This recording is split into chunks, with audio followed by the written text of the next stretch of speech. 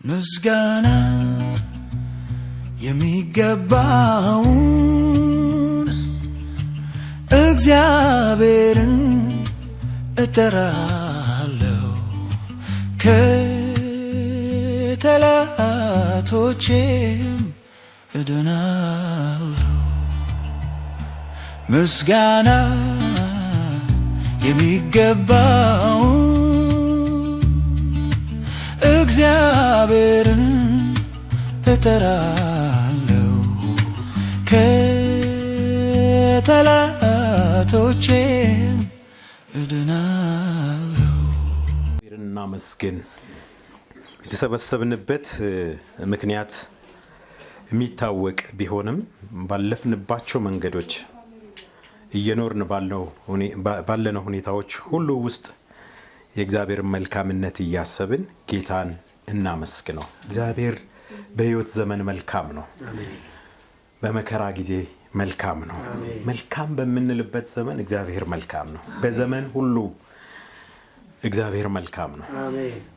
ስለዚህ ጌታን እናመሰግነዋለን። እግዚአብሔር ሆይ በሕይወቴ እየሆነ ስላለው ነገር ሁሉ፣ ስለ ኑሮዬ፣ ስለ ውጣ ውረዱ፣ ስለሆነው ነገር ሁሉ አንተ መልካም ነህ፣ ሁኔታዎች መልካምነትን አይቀይሩም ብለን ጌታን እናመሰግናለን። ጥቂት ጊዜ እግዚአብሔር እንድታመሰግኑ እፈልጋለሁኝ። ጌታን እናመስግን።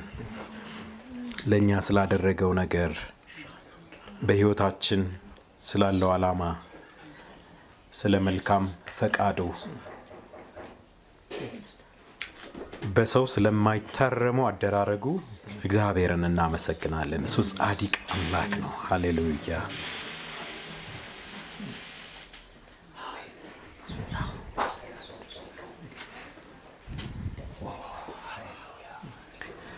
ጌታ ሆይ ተመስገን። እየየ በሚባልበት ሁኔታዎች ሁሉ ውስጥ፣ በሚያማርር ሁኔታዎች ሁሉ ውስጥ አንተ መልካም ነህ። በኢየሱስ ክርስቶስ ስም እናመሰግንሃለን። ቸርነትህና ምሕረትህ በሕይወት ዘመናችን ተከትለውናል። ስለዚህ እናመሰግንሃለን። እግዚአብሔር ሆይ የዛሬ ሰዎች እንድንሆን ያደረግከን አምላካችን እግዚአብሔር ሆይ ለአደራረግህ ያው ምስክሮች እንድንሆን ያደረግከን አንተ ነህ።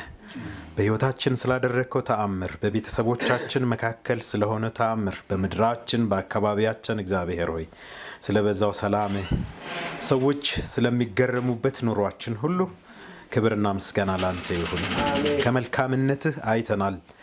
በሕይወታችን የምንመሰክረው ብዙ ነገር አለን። ጌታ አምላካችን ሆይ ልጅህ ኢየሱስ ክርስቶስን በእኛ ሁኔታ ስትገልጥ፣ እርሱን ለእኛ ስታደርግ አንተ መልካም ነህ።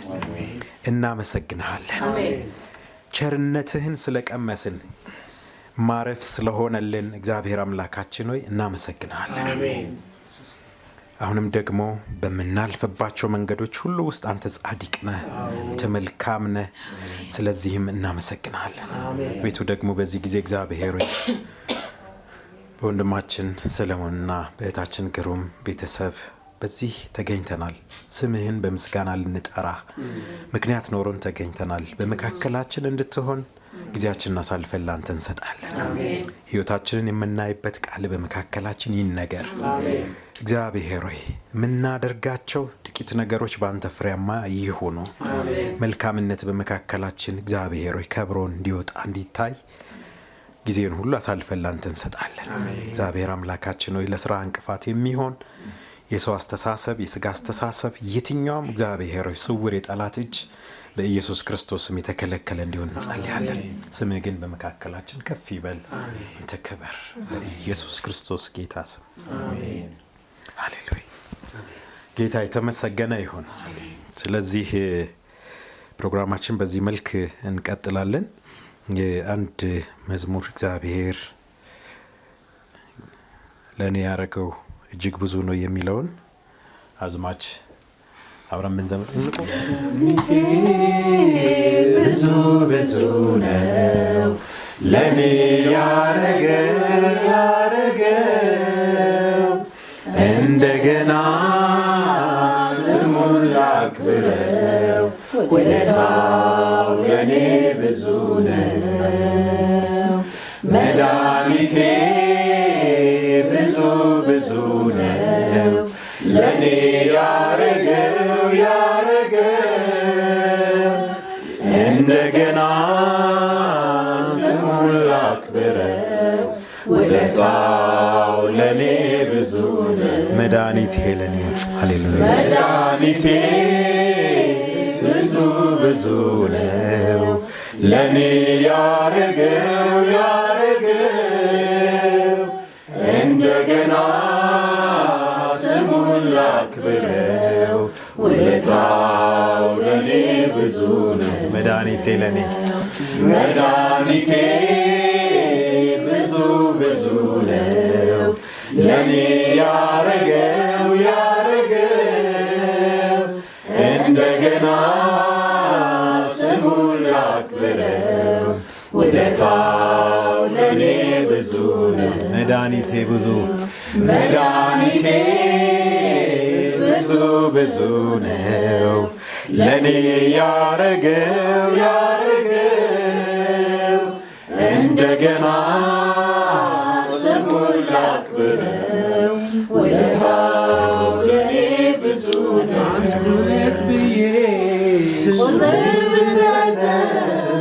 ጌታ ውለታ ከዚህ በላይ ነው እንደኔ ውለታ የበዛላችሁ ቅኔን ተቀኙለት እልል ብላችሁ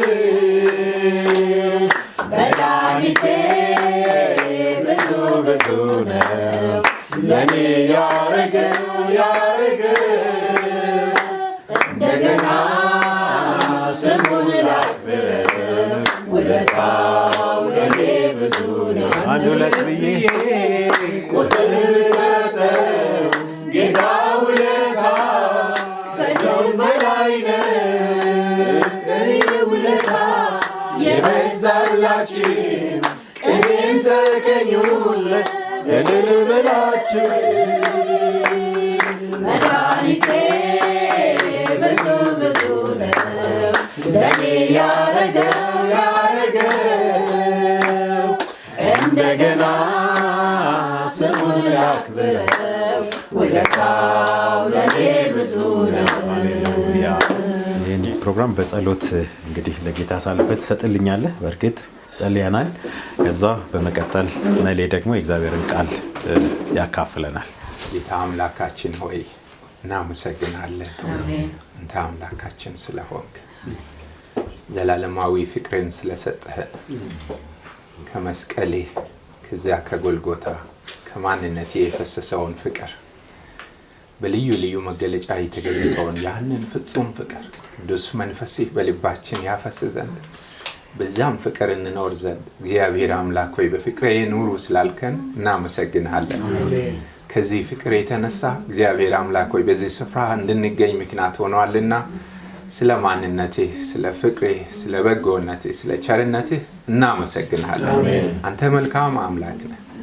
ዓለም በጅንጉርጉርነቱ ብታሰቃይም እንኳን ነገሮች ግራ ቢያጋቡንም እግዚአብሔር አምላክ ሆይ ዛሬ ያለንበት ሁኔታ በእኛ ላይ ከብዶ ቢታይ በማይገባን ሁኔታዎች ሁሉ ብናልፍም እግዚአብሔር አምላካችን ግን አንተ ከኛ ጋር ነህና እናመሰግናለን እኔ እስከ ዓለም ፍጻሜ ከናንተ ጋር ነኝ ያልከ አምላክ ቃል ኪዳን አምላክ ወላጆች እንደሌላቸውም ልጆች አልተዋችሁም ያልከን አምላክ ክብር ለስምህ ይሁን ልትረዳን ዘላለም ለምንሰናበተው ምድር እግዚአብሔር አምላክ ሆይ ከኛ ልትለይ እኛ ላይ ራስህን ልታከብር ደሞን በመንግስትህ ያለ ሐዘን ያለ ጭንቀት ያለ ስቃይ እንደ ጅንጉርጉር ባልሆነ ህይወት ውስጥ እንድንኖር ዘላለም ስለተዘጋጀልን እናመሰግናለን በዘላለም ህብረት ደግሞ በዛ በዘላለም መንፈስ ስለቀደስከን እናመሰግናለን በዚህ ቤት የምንሆነው ምክንያት አንተ በእኛ ውስጥ ያስቀመጥከው ዘላለም ነውና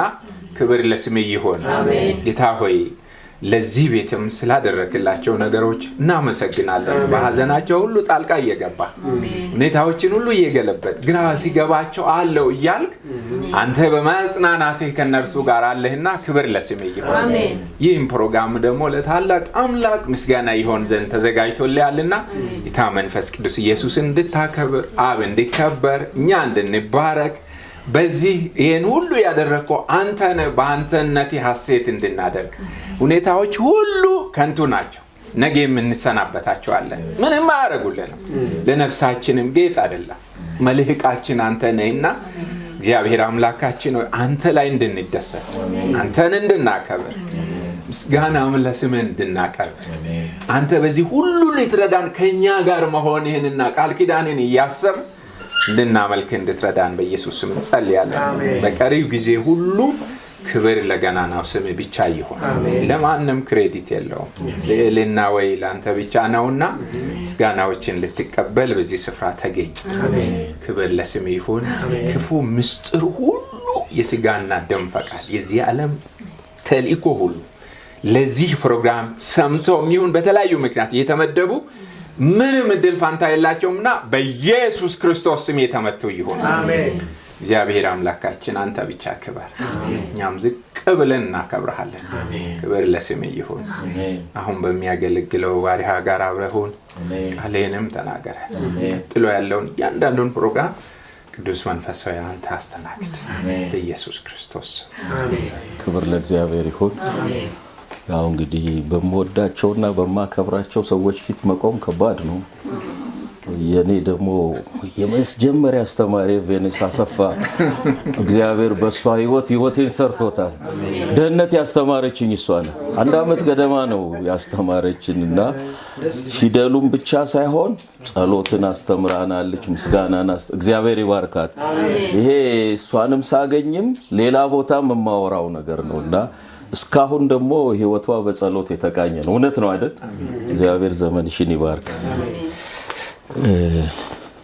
በልቤ ያለው ቃል ቆላሲስ መጽሐፍ ምዕራፍ 4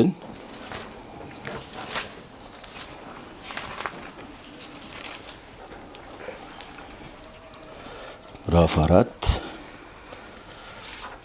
እስቲ አጭር ጸሎት እናድርግ። ቅዱስ እግዚአብሔር ስም ለዘላለም ብሩክ ይሁን። በፊትህ እንድንሆን እድል ስለሰጠህን እናመሰግንሃለን። ምሕረት በወጣን በወረድንበት ስላገዘን እናመሰግንሃለን። የእግዚአብሔር ምሕረቱ ማለዳ ማለዳ አዲስ ነው፣ ታማኝነቱ ብዙ ነው ተብሎ እንደተጻፈ በብዙ ምሕረት በብዙ ታማኝነት በብዙ ፍቅር ስላቆምከን እናመሰግንሃለን። ክብር ሁሉ ላንተ ይሁን። አምላካችን እግዚአብሔር ሆይ ዛሬ በዚህ ሁኔታ አንተ በሰራኸው አንተ ባደረከው አንተ ባከበርከው ነገር በፊት ስለተገኘን ስም ይባረክ። ጌታ ሆይ መሰብሰባችንን ባርክ። ጌታ ሆይ በእውነት አሁን ደግሞ ከቅዱስ ቃል አስተምረን በመካከላችንም ክብሩን አንተ ብቻ ውሰድ። እኔንም ታናሹን ሰው እንድትረዳኝ እንድታግዘኝ ጸልያለሁ። ከፍ በል ለዘላለም በጌታ በኢየሱስ ክርስቶስ ስም ብለህ ስማን። አሜን። ምዕራፍ 4 ቁጥር 2 ላይ እንደዚህ ይላል፣ ከማመስገን ጋር ነቅታችሁ በትጋት ጸልዩ። ከማመስገን ጋር ነቅታችሁ በትጋት ጸልዩ። ወደ 6 ድረስ ልሂድ። እኔ እስረኛ የሆንኩበትን የክርስቶስን ምስጢር ማወጅ እንድችል እግዚአብሔር የቃሉን በር እንዲከፍትልን ጸልዩልኝ። በውጭ ካሉት ሰዎች ጋር ባላችሁ ግንኙነት በጥበብ ተመላለሱ፣ በተገኘው እድል ተጠቀሙ። ለእያንዳንዱ ሰው እንዴት መልስ መስጠት እንደሚገባችሁ ታውቁ ዘንድ ንግግራችሁ በጨው እንደተቀመመ ሁልጊዜ በጸጋ ይሁን። እንግዲህ ቅዱስ ጳውሎስ ምዕራፍ 4ን ሲዘጋው ሲያጠቃልለው የመጨረሻው ንግግሩ ለሱ እንዲጸልዩ እንደገና ደግሞ ለሱም እንዲጸልዩ ለአገልግሎቱም እንዲጸልዩ በውጭ ባሉት ዘንድ ደግሞ እንዴት መኖር እንዳለባቸው ይሄን የማጠቃለያ መልእክቱ ነውና ጳውሎስ ጸልዩ ነው እንግዲህ ዋናው ነገር። እንዴት መኖር እንዳለባቸው እንዴት መመላለስ እንዳለባቸው አንዳንድ ጥያቄዎቻቸውን ሁሉ መልሷል። የሁሉ ሆኖ ግን ጸልዩ፣ እናንተ ጸልዩ፣ ስለኛም ጸልዩ፣ ስለ ወንጌል አገልግሎትም ጸልዩ፣ ደግሞ በትጋት ጸልዩ። የዚህ ክፍል ዋናው ሐሳብ ጸልዩ ነው። ደግሞ ጸሎታችሁ ትጋት ይኑረው፣ በትጋት ጸልዩ ይልና እዚህ ጋር ግን አንድ ትልቅ ነገር ያነሳል። ከማመስገን ጋር ይላል። አያችሁ፣ ከማመስገን ጋር ጸልዩ። ግን ከምን ጋር? ከማመስገን ጋር። ዛሬ እንድንነጋገር የፈለኩት የጸሎት ዋነኛው ነገር ምስጋና ነው። ጸልዩ ግን ከምን ጋር? ከማመስገን ጋር። ምክንያቱም የምትጸልዩት ጸሎትን ወደሚሰማ አምላክ ነው፣ ወደሚመልስ አምላክ ነው። ይረዳናል፣ ያግዘናል ብላችሁ ወደምታምኑት አምላክ ነው። ስለዚህ አመስግኑ። አያችሁ፣ ከማመስገን ጋር ይሁን። በጳውሎስ ሕይወት ውስጥ ከጸሎቱ ጋር ምስጋናው ሁልጊዜ የተያያዘ ነው። ለምሳሌ በኤፌሶን ምዕራፍ 4 ላይ ቁጥር 6 ላይ በጸሎትና በምልጃ ከምስጋናም ጋር ጸልዩ፣ ከምስጋናም ጋር ጸልዩ እንጂ በአንዳች አትጨነቁ ይላል አይደል? ከምን ጋር ግን? ከምስጋና ጋር።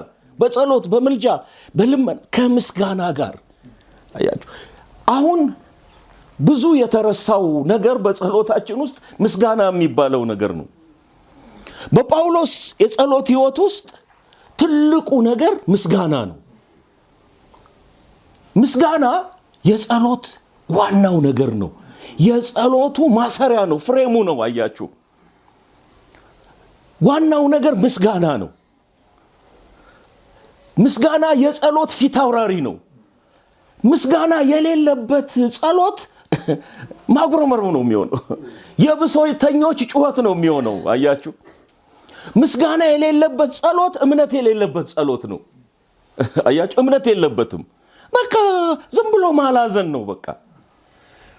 እውነተኛ ጸሎት ግን ምስጋና አለበት ውስጡ። በጢሞቴዎስ ምዕራፍ 1 ጢሞቴዎስ ምዕራፍ 2 ላይ ሄዳችሁ ስታዩ ጸሎት ከሁሉ በፊት እንዲደረግ ፈቅዳለሁ ይልና ምስጋና፣ ጸሎት፣ ምልጃ፣ ልመና ለሰዎች ሁሉ፣ ለነገስታት፣ ለመኳንንት ሁሉ እንዲደረግ ፈቅዳለሁ ይላል አይደል? ከምን ጋር? ከምስጋና ጋር ይላል። እዛም ጋር ከምስጋና ጋር። በምስጋና ቆመን ነው ጸሎት ሲደረግ ሙሉ የሚሆነው። በምስጋና ያልቆመ ሰው ለመጸለይ አቅም አያገኝም። ወንድሞቼ፣ ለመጸለይ አቅም የሚኖረን ብርታት የሚኖረን ልባችን በምስጋና ሲሞላ ነው። ትላንትን የረዳኝ፣ ትላንትን ያገዘኝ። ዳዊት ግርም ይለኛል መዝሙር 18 ላይ ታውቁታላችሁና ምስጋና የሚገባውን እግዚአብሔርን እጠራለሁ ነው የሚለው። እግዚአብሔርን እጠራ ማንን? ምስጋና የሚገባውን። ከጠላቶቼ ምድናለሁ። አያችሁ፣ በጠላት ተከቦ፣ በጥያቄ ተከቦ፣ አያችሁ፣ በብዙ ባዶነት ተይዞ ሊሆን ይችላል ይሄ ሰውዬ። ግን ማንን ይጠራል? ምስጋና የሚገባውን። አያችሁ፣ የምንጸልየው ምስጋና ወደ ተገባው ወደ ዘላለማዊው አምላክ ነው የምንጸልየው። ምስጋና የሌለበት ህይወት በእውነት ደስታ የራቀው ህይወት ነው ወገኖቼ። ዳዊት እኮ ይሄ መዝሙር 150 መዝሙር ነው አይደል ያለው? የአምልኮና የምስጋና መዝሙር ነው አይደል? ነው እኮ። ግን የአምልኮና መዝሙር ምስጋና ከየት ወጣ? ከጸሎት ውስጥ እኮ ነው የወጣው። ጸሎትና ምስጋና ሊለያዩ የሚችሉ ነገሮች አይደሉም። የማያመሰግኑ ሰዎች እግዚአብሔርን እያመለኩ ነው ማለት ይቸግራል። የእውነት እግዚአብሔርን እያመለክን ነው ማለት ይቸግራል። ስለዚህ ነው ምስጋና የሚገባውን እግዚአብሔርን እጠራለሁ። ሰሞኑን ልጄ ጅማ ነው ያለው ተማሪ ሚኪና ፌሎሺፕ ላይ መልእክት አቅርብ ብለውኛል እና መዝሙር 34ን ልሰብክ አሰብኩ። እስቲ እና እየው አለኝ። ከትላንት ወዲያ ነው ሐሙስ ዕለት እየው ብሎ ላከልኝ እና እስቲ መዝሙር 34ን አውጡና ዝም ብዬ ሳየው ገርሞኛል። ያ ክፍል የምስጋና ክፍል ነው። መዝሙር 34 ላይ ከቁጥር 1 ጀምሮ እንዲህ ላይ ይውላችሁ፣ እግዚአብሔርን ሁል ጊዜ እባርከዋለሁ ምስጋናውም ዘወትር በአፌ ነው ይላል ዳዊት። ምስጋናውም ዘወትር በአፌ ነው። ነፍሴ በእግዚአብሔር ትከብራለች፣ ገሮች ሰምተው ደስ ይላቸዋል። እግዚአብሔርን ከኔ ጋር ታላቅ አድርጉት፣ ስሙንም ከፍ ከፍ እናድርግ። እግዚአብሔርን ፈለግኩት መለሰልኝም፣ ከመከራዬ ሁሉ አዳነኝ። ወደ እርሱ ቅረቡ ያበራላችሁማል፣ ፊታችሁም አያፍርም። ይህ ችግረኛ ጮኸ፣ እግዚአብሔርም ሰማው፣ ከመከራው ሁሉ አዳነው። የእግዚአብሔር መልአክ በሚፈሩት ሰዎች ዙሪያ ይሰፍራል ያድናቸዋልም ይላል። ያችሁ እግዚአብሔርን ሁል ጊዜ እባርከዋለሁ ይላል ዳዊት። እግዚአብሔር ሁል ጊዜ እባርከዋለሁ፣ እግዚአብሔር ሁሌ አመሰግነዋለሁ ማለት ነው አይደል? ደግሞ የሚገርመው ምስጋናውም ዘወትር በአፌ ነው ይላል። ዘወትር በአፌ ነው። እውነት በእኔ አፍ ላይ ምንድን ነው ያለው? ዘወትር በእኔና በእናንተ አፍ ላይ ምንድን ነው የሚገኘው? ዝማሬ ነው የሚገኘው፣ ምስጋና ነው የሚገኘው። እውነት የእግዚአብሔር ውለታ ይታየናል። እኔ ምናልባት ወደ ሰማይ ስንሄድ በጣም ከምንጸጸትበት አንዱ ትልቁ ነገር እግዚአብሔርን በምድር ስላላመሰገን ነው ይመስለኛል። እውነት እንደሚገባ ስላላመሰገን ነው፣ ስላላከበር ነው ይመስለኛል። ከሮሜ 1 ጋር ታያይዙብኝ። እነዛ እግዚአብሔር እንደ እግዚአብሔርነቱ መጠን ስላላከበሩ ስላላመሰገን ለማይረባ አምሮ ሳልፎ ሰጣቸው ይላል። ያ የፍርድ ቃል ነው አይደል? እኔስ የተደረገልኝ ሰው፣ እኔስ ከዘላለም ጥፋት የዳንኩ ሰው። ወገኖቼ እግዚአብሔር እኮ በማይኖርበት ዘመን እያኖረን ነው። ይሄ እኮ ክፉ ዘመን ነው እኮ፣ የጨለማ ዘመን፣ በማይኖርበት ዘመን እያኖረን፣ ቬኑስዬ በማይቆምበት ቀን እያቆመን እኮ ነው። እውነት በማይታለፈው ዘመን እያለፍን እኮ ነው። ይሄን እኮ የሆነው እግዚአብሔር ከኛ ጋር ስለሆነ ነው። እግዚአብሔር መመስገን አለበት። እግዚአብሔርን ከኔ ጋር ታላቅ አድርጉት፣ ምስጋናውም ዘወትር በአፌ ነው። አንዳንዴ እግዚአብሔር እንዳይታዘበኝ ይፈራሉ። እውነት እንግዲህ ቤተሰብ ነን፣ ታውቁኛላችሁ። እንግዲህ እኔ አሁን ባለቤቴ ሁሌ በቆምክበት ቦታ እድሜን አትናገር ትለኛለች። ሚስጥር ላውጣ። አሁን እኔ ግንቦት ሲመጣ 58 ዓመት ይሞላኛል። የእውነት 78 ወደ ጌታ የመጣሁት እንግዲህ አንድ 40 ዓመት በጌታ ቤት ቆምኩ። ድሮና አባባ ኬዳው ነጋሽ ጥላው 30 ዓመት ሆነ፣ 40 ዓመት ሆነ፣ ሩቅ ይመስለን ነበር። ያው ኮኛ ይሄና እንግዲህ ኖር 40 ዓመት አያችሁ። አሁን 58 ዓመቴ ነው። የእድሜን ረጅም ዘመን እግዚአብሔር ተሸክሞኛል። ምን ያህል እንደቀረኝ አላቅም። እውነት ግን አንድ ነገር ይገባኛል። የእድሜን ረጅም ዘመን እግዚአብሔር አግዞኛል። እግዚአብሔር አቅም ሆኖናል። እግዚአብሔር ስራችንን ሰርቷል። እግዚአብሔር የወለድነውን ባርኳል። ወንድሞቼ እናቶቼ፣ እውነት በማይኖርበት ዘመን አኑሮናል። የእድሜያችን ምን ያህል እንደቀረን አናውቅም። ግን እግዚአብሔር ውለታው በእኛ ላይ ታላቅ ነው። በእውነት የእግዚአብሔር የምስጋና ባለዳዎች ነን።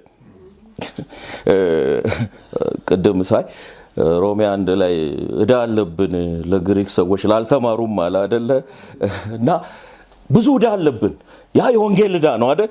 ደግሞ ከፍቅር በስተቀር ሌላ ዕዳ አይኑርባችሁም ይላል አይደለም? ሮሜ 8 እርስ በርስ ከመዋደድ ብዙ ዕዳ አለብን። ደግሞ ዕዳ አለባችሁ እንደ ሥጋ ፈቃድ ትኖሩ ዘንድ አይደለም ይላል 8ም ላይ።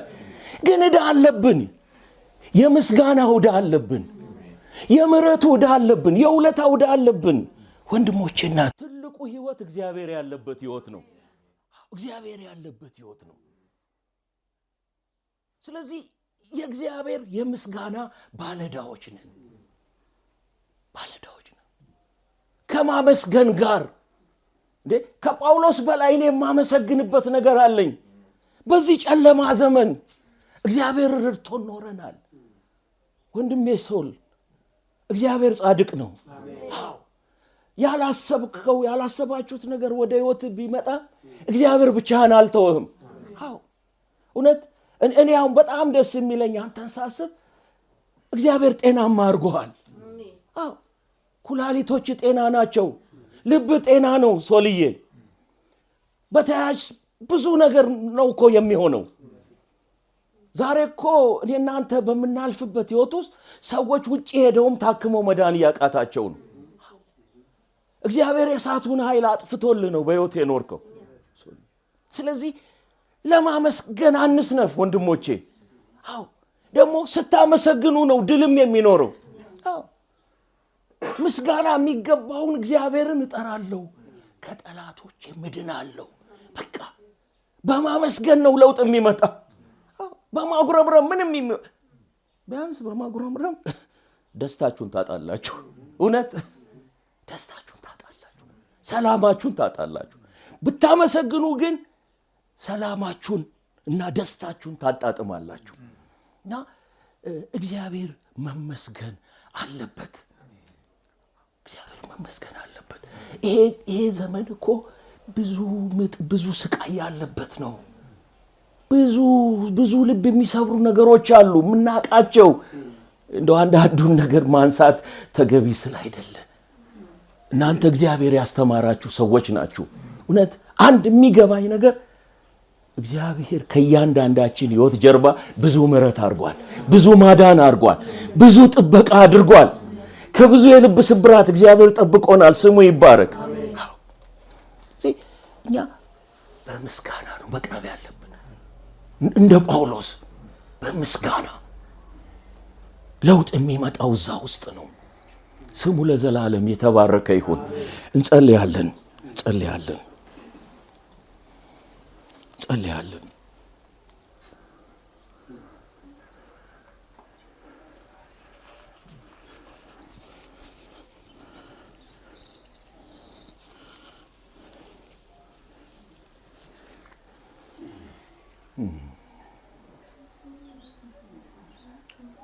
እግዚአብሔር ከዚህ ቤተሰብ ጀርባ ብዙ ምሕረት አድርጓል፣ ብዙ ማዳን አድርጓል፣ ብዙ ጥበቃ አድርጓል።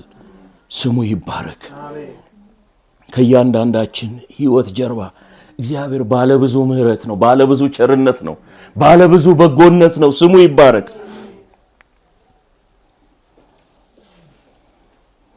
ምሕረቱን እያስተዋልን እንድንኖር እግዚአብሔር ይርዳን።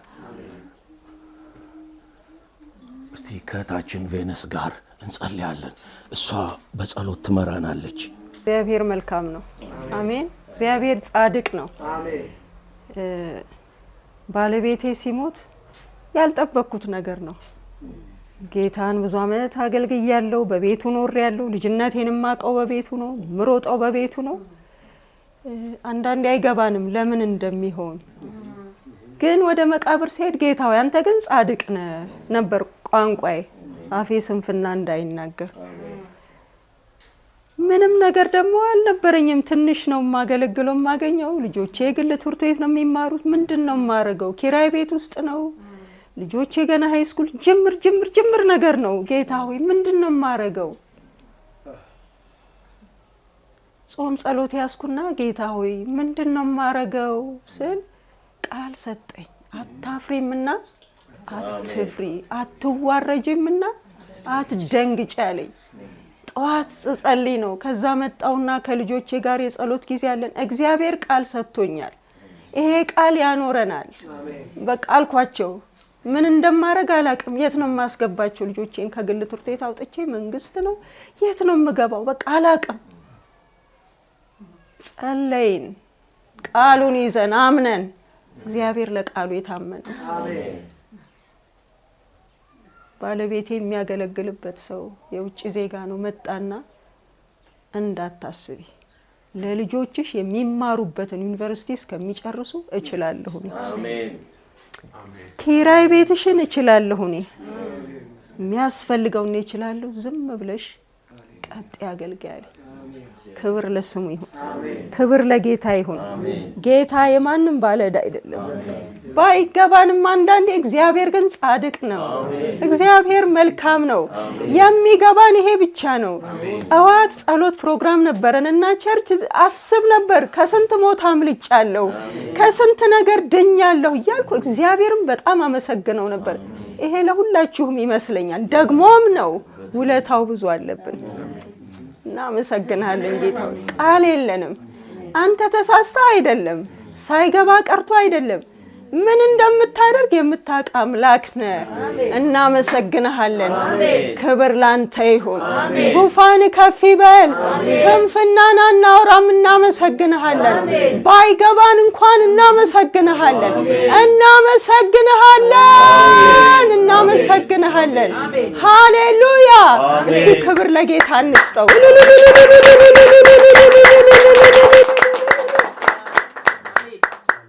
ከእግዚአብሔር እጅ መልካሙን ተቀበልን፣ ክፉን ደግሞ አንቀበልም። ኢዮብ እንዳለ አንቺ ከሰነፎቹ ሴቶች አይደለንም።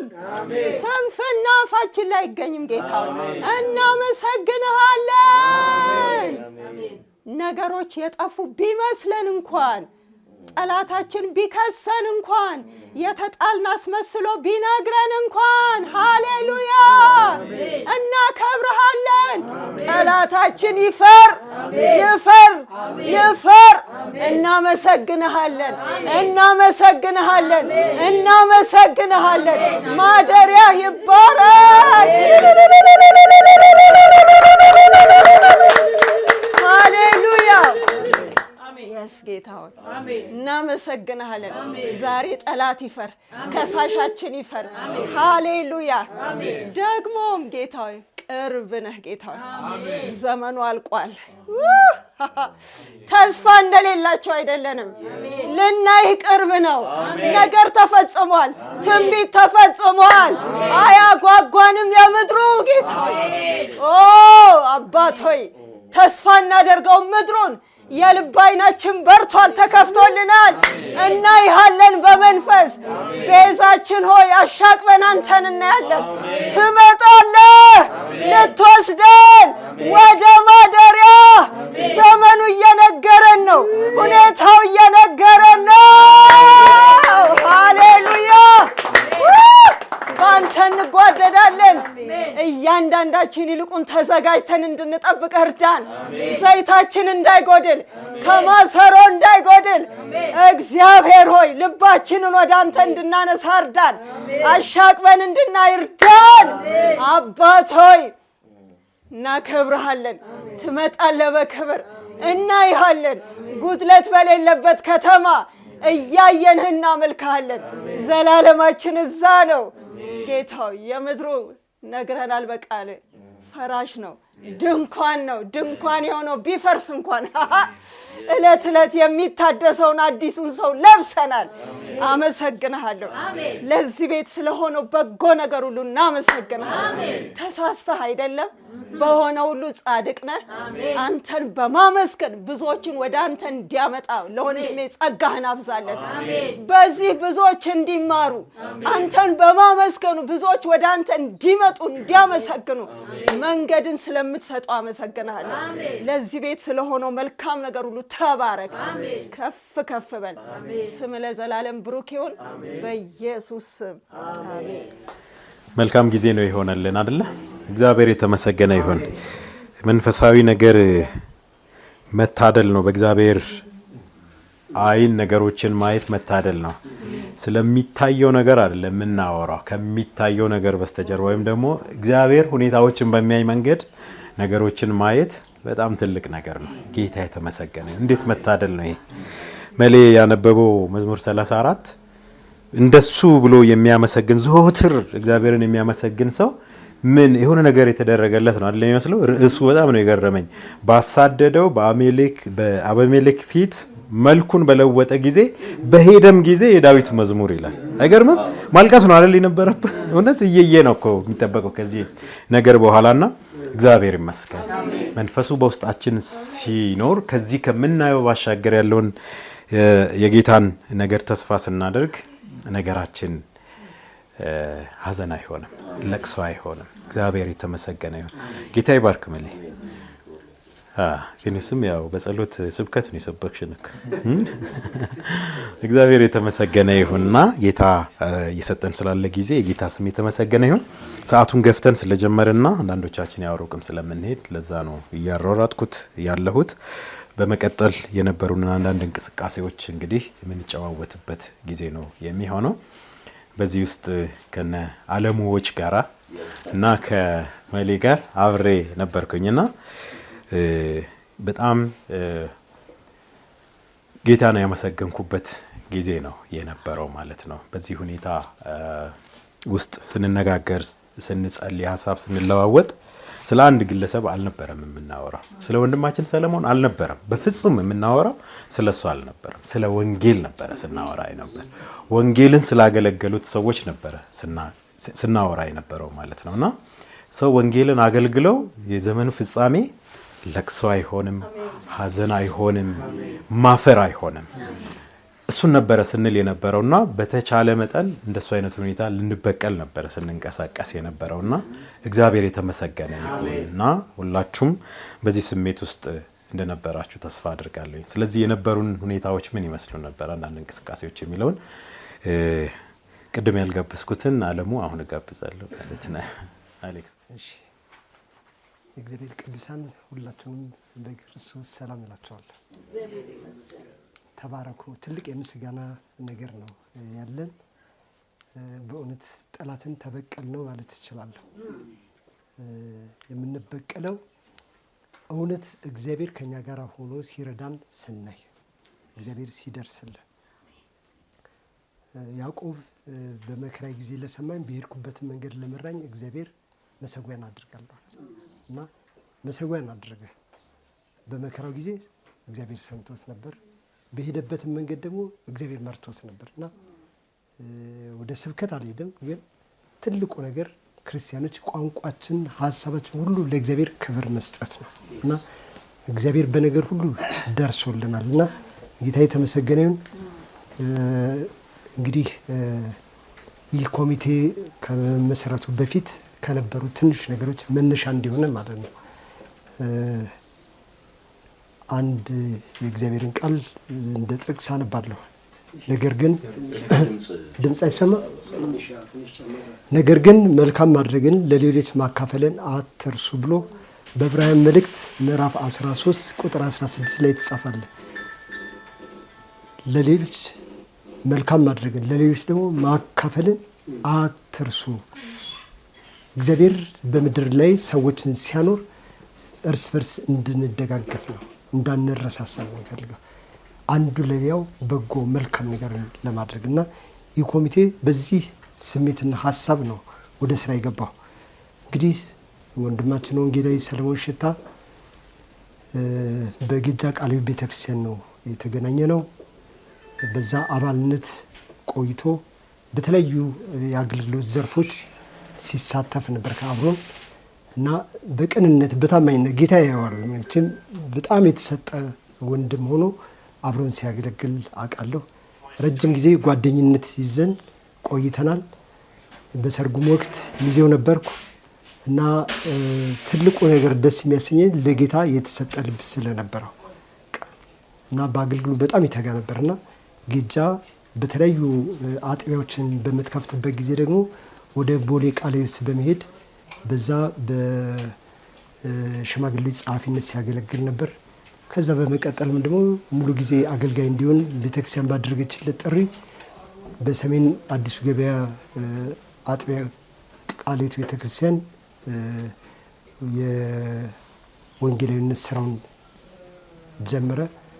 ከዛ በመቀጠል ደግሞ ወደ ዓለም ገናም መቶ ረዘም ያሉ ጊዜያቶችን በወንጌል አገልግሏል እና ይህ ሰው በዚህ ብቻ አልቆመም። እንደገና የእዝራ የመጽሐፍ ቅዱስ ትምህርት ቤት ኮሌጅ እዛም በመምህርነት ሲያስተምር ነበር። ኢቲሲም ተምሮ ከጨረሰ በኋላ ሰፊ የሆነ አመለካከት እንዲጨምር እግዚአብሔር በብዙ መንገድ ረድቶታል፣ ታድጎታል እና በዚህ ቦታ ላይ ሳለ ነው በዚህ አገልግሎት ላይ እዝራይ በሚያስተምርበት ሰዓት በግላኮማ ችግር ሁለት አይኖቹ በድንገት ታወሩ እና በጣም ነው ልባችን ያዘነው። ምንም ይሁን መቼም ሰው የደረሰበት ችግር ሊያሳዝነን ይችላል። እግዚአብሔር ግን አዋቂ ነው እና ይሄ ነገር ለልባችን ሸክም ነው። በቃ ምንድን ነው የምናደርገው? መተን ብንጠይቅ ብንደርስ ምን ያህሉን ጎን እንዳስዋለን የሚልና የመጀመሪያ በሕክምና ብዙ ተሞክሯል። ሕክምናው የመጨረሻ ኬዝ ላይ ሲኬድ ተስፋ አስቆራጭ ነው። ተስፋው የሚቀጥል ነገር አይደለም በሕክምናው እና ሙሉ በሙሉ ዳሜጅ አድርጓል ብሎ የአይን ስፔሻሊስቱ ውጭ ሀገር ከመሄድ በፊት ይሄ ነገር ተነገረው። እንግዲህ ወደ ውጭ ሄዶ ቢታከም ምናልባት አንዳንዶች እንደዳኑት የሚድን አይነት ነገር ከሆነ እንደዛ ተስፋ ነበረ፣ ግን ያልሆነም። እንግዲህ ይሄ ኮሚቴ ከዚህ በኋላ ነው የተፈጠረው። እንግዲህ ይሄ ወንጌላዊ ጌታን ሲያገለግል በብዙ ዘመን የቆየ ሰው ነው እና ዛሬ አገልግሎ መጣል የለበትም እና ለዚህ ሰው ምን ማድረግ አለብን የሚለውን ነገር አሰብን። ጥቂት ወገኖች በዚህ ነገር ላይ በተለያየ ስፍራ የሚጸልዩ ነበር። እንግዲህ ከአንድ አቅጣጫ ካናዳ ካሉ ክርስቲያን ሰዎች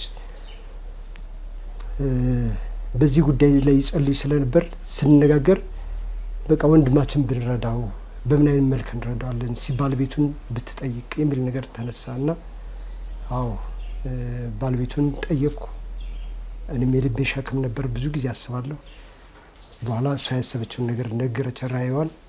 ኦኬ ይሄ ከሆነ ደግሞ እንደ መነሻነት እንደ ጥንስስ ወይም እንደ እርሾ እንደ የዘር ፍሬ ጥቂትም ቢሆን ልላክና እግዚአብሔር ያበዛዋል ብላ ላከች ያችት እና ያን ገንዘብ ሲመጣ ምን እናድርግ ኮሚቴ ፎርም ብናደርግና አሰባስበን ወደ አንድ እሷ ወዳቀደችው ወዳሰበችው ራእይዋ ብናደርስ ጥሩ ነው። እሷ ያየችውን ትተን እኛ የራሳችን ነገር እንዳናደርግ ብለን እና እህታችን ግሩም ያሰበችው ነገር ነበር እና ያንን አስበን ለመጀመር እንቅስቃሴ ማድረግ አለብናል። እንግዲህ በኮሚቴ ውስጥ እግዚአብሔር ሲያገናኝ እውነቴን ነው በጣም የተግባቡ የተቀባበሉ ኃላፊነት የሚሰማቸው ሸክም የሚሰማቸው መልካም ወንድሞች እግዚአብሔር ሰጠን። ያው ወንድማችን አለሙ ቦሌ መጋቢ፣ እንደገና መጋቢ መላኩ ሰመረ፣ ወንድማችን ፍቃዱ በቀለ፣ እኔ አራታችን ጀመርን እና የመጀመሪያ ይህን ነገር በጸሎት ከፍተን ጥሩ ስብሰባ አድርገን ተወያየን። በምን መልክ እዚህ ታርጌት ላይ እንደርሳለን? እንደ እምነት ሰዎች እቅዳችን ማስቀመጥ አለብን አለ። አስቀምጠን ያቀድነው እቅድ በብዙ ቦታ እንደርሳለን፣ በአገር ውስጥም በውጭም ሀገር። እንደው አንዳንድ ማሰብ ነበር፣ ለምን ቸርች አታስኬድም ይህን ጉዳይ የሚል ነገር ነበር። ግን ቸርች ብታሰባስብ እኛ የምናቀደውን ነገር አደርስም። እንደገና ደግሞ ጌጃ ከ30 ዓመት በፊት በነበራት ሁኔታ ነው ሰለሞን አንዳንዶች የሚያውቁት። አሁን ያለው ጄኔሬሽን ላያውቀውም ይችላል። በምን መልክ ነው መድረስ ያለበት እና ጥንት ሰለሞን ሲያገለግል በነበረበት ጊዜ አብረውን ያገለግሉ የነበረ በመጽሐፍ ቅዱስ ጥናት ሲያገለግል የነበረበት ጊዜ በወንጌላዊነት ሲያገለግል የነበረ እና እንደነዚህ አይነት ሰዎች መድረስ የምንችል እኛ ነን ብለን ያው አራታችን፣ ሌሎችም አሉ በጸሎት የሚያግዙን። ግን ይህን ስራዬ ብለን ለመቀጠል እግዚአብሔር ረድቶን እዚሁ ሁኔታ ውስጥ ተገኘን ማለት ነው እና እግዚአብሔር ስለረዳ ሀሳቦችን በትክክል አስቀምጠልን። በእውነትም በልባችን እንዳስቀመጠው ነገሮች ሞልተውልናል። እግዚአብሔር ክብሩን ይሰድ። በቃ ትልቁ ነገር ስናቅድ አይምሯችን ውስጥ ሀሳቡ ሲጸንስ እንዲሆን ደግሞ ስኬትን የሚሰጥ እግዚአብሔር ነው። ካለሱ ማንም አይሆንም። የማንም እጅ አይዘረጋ።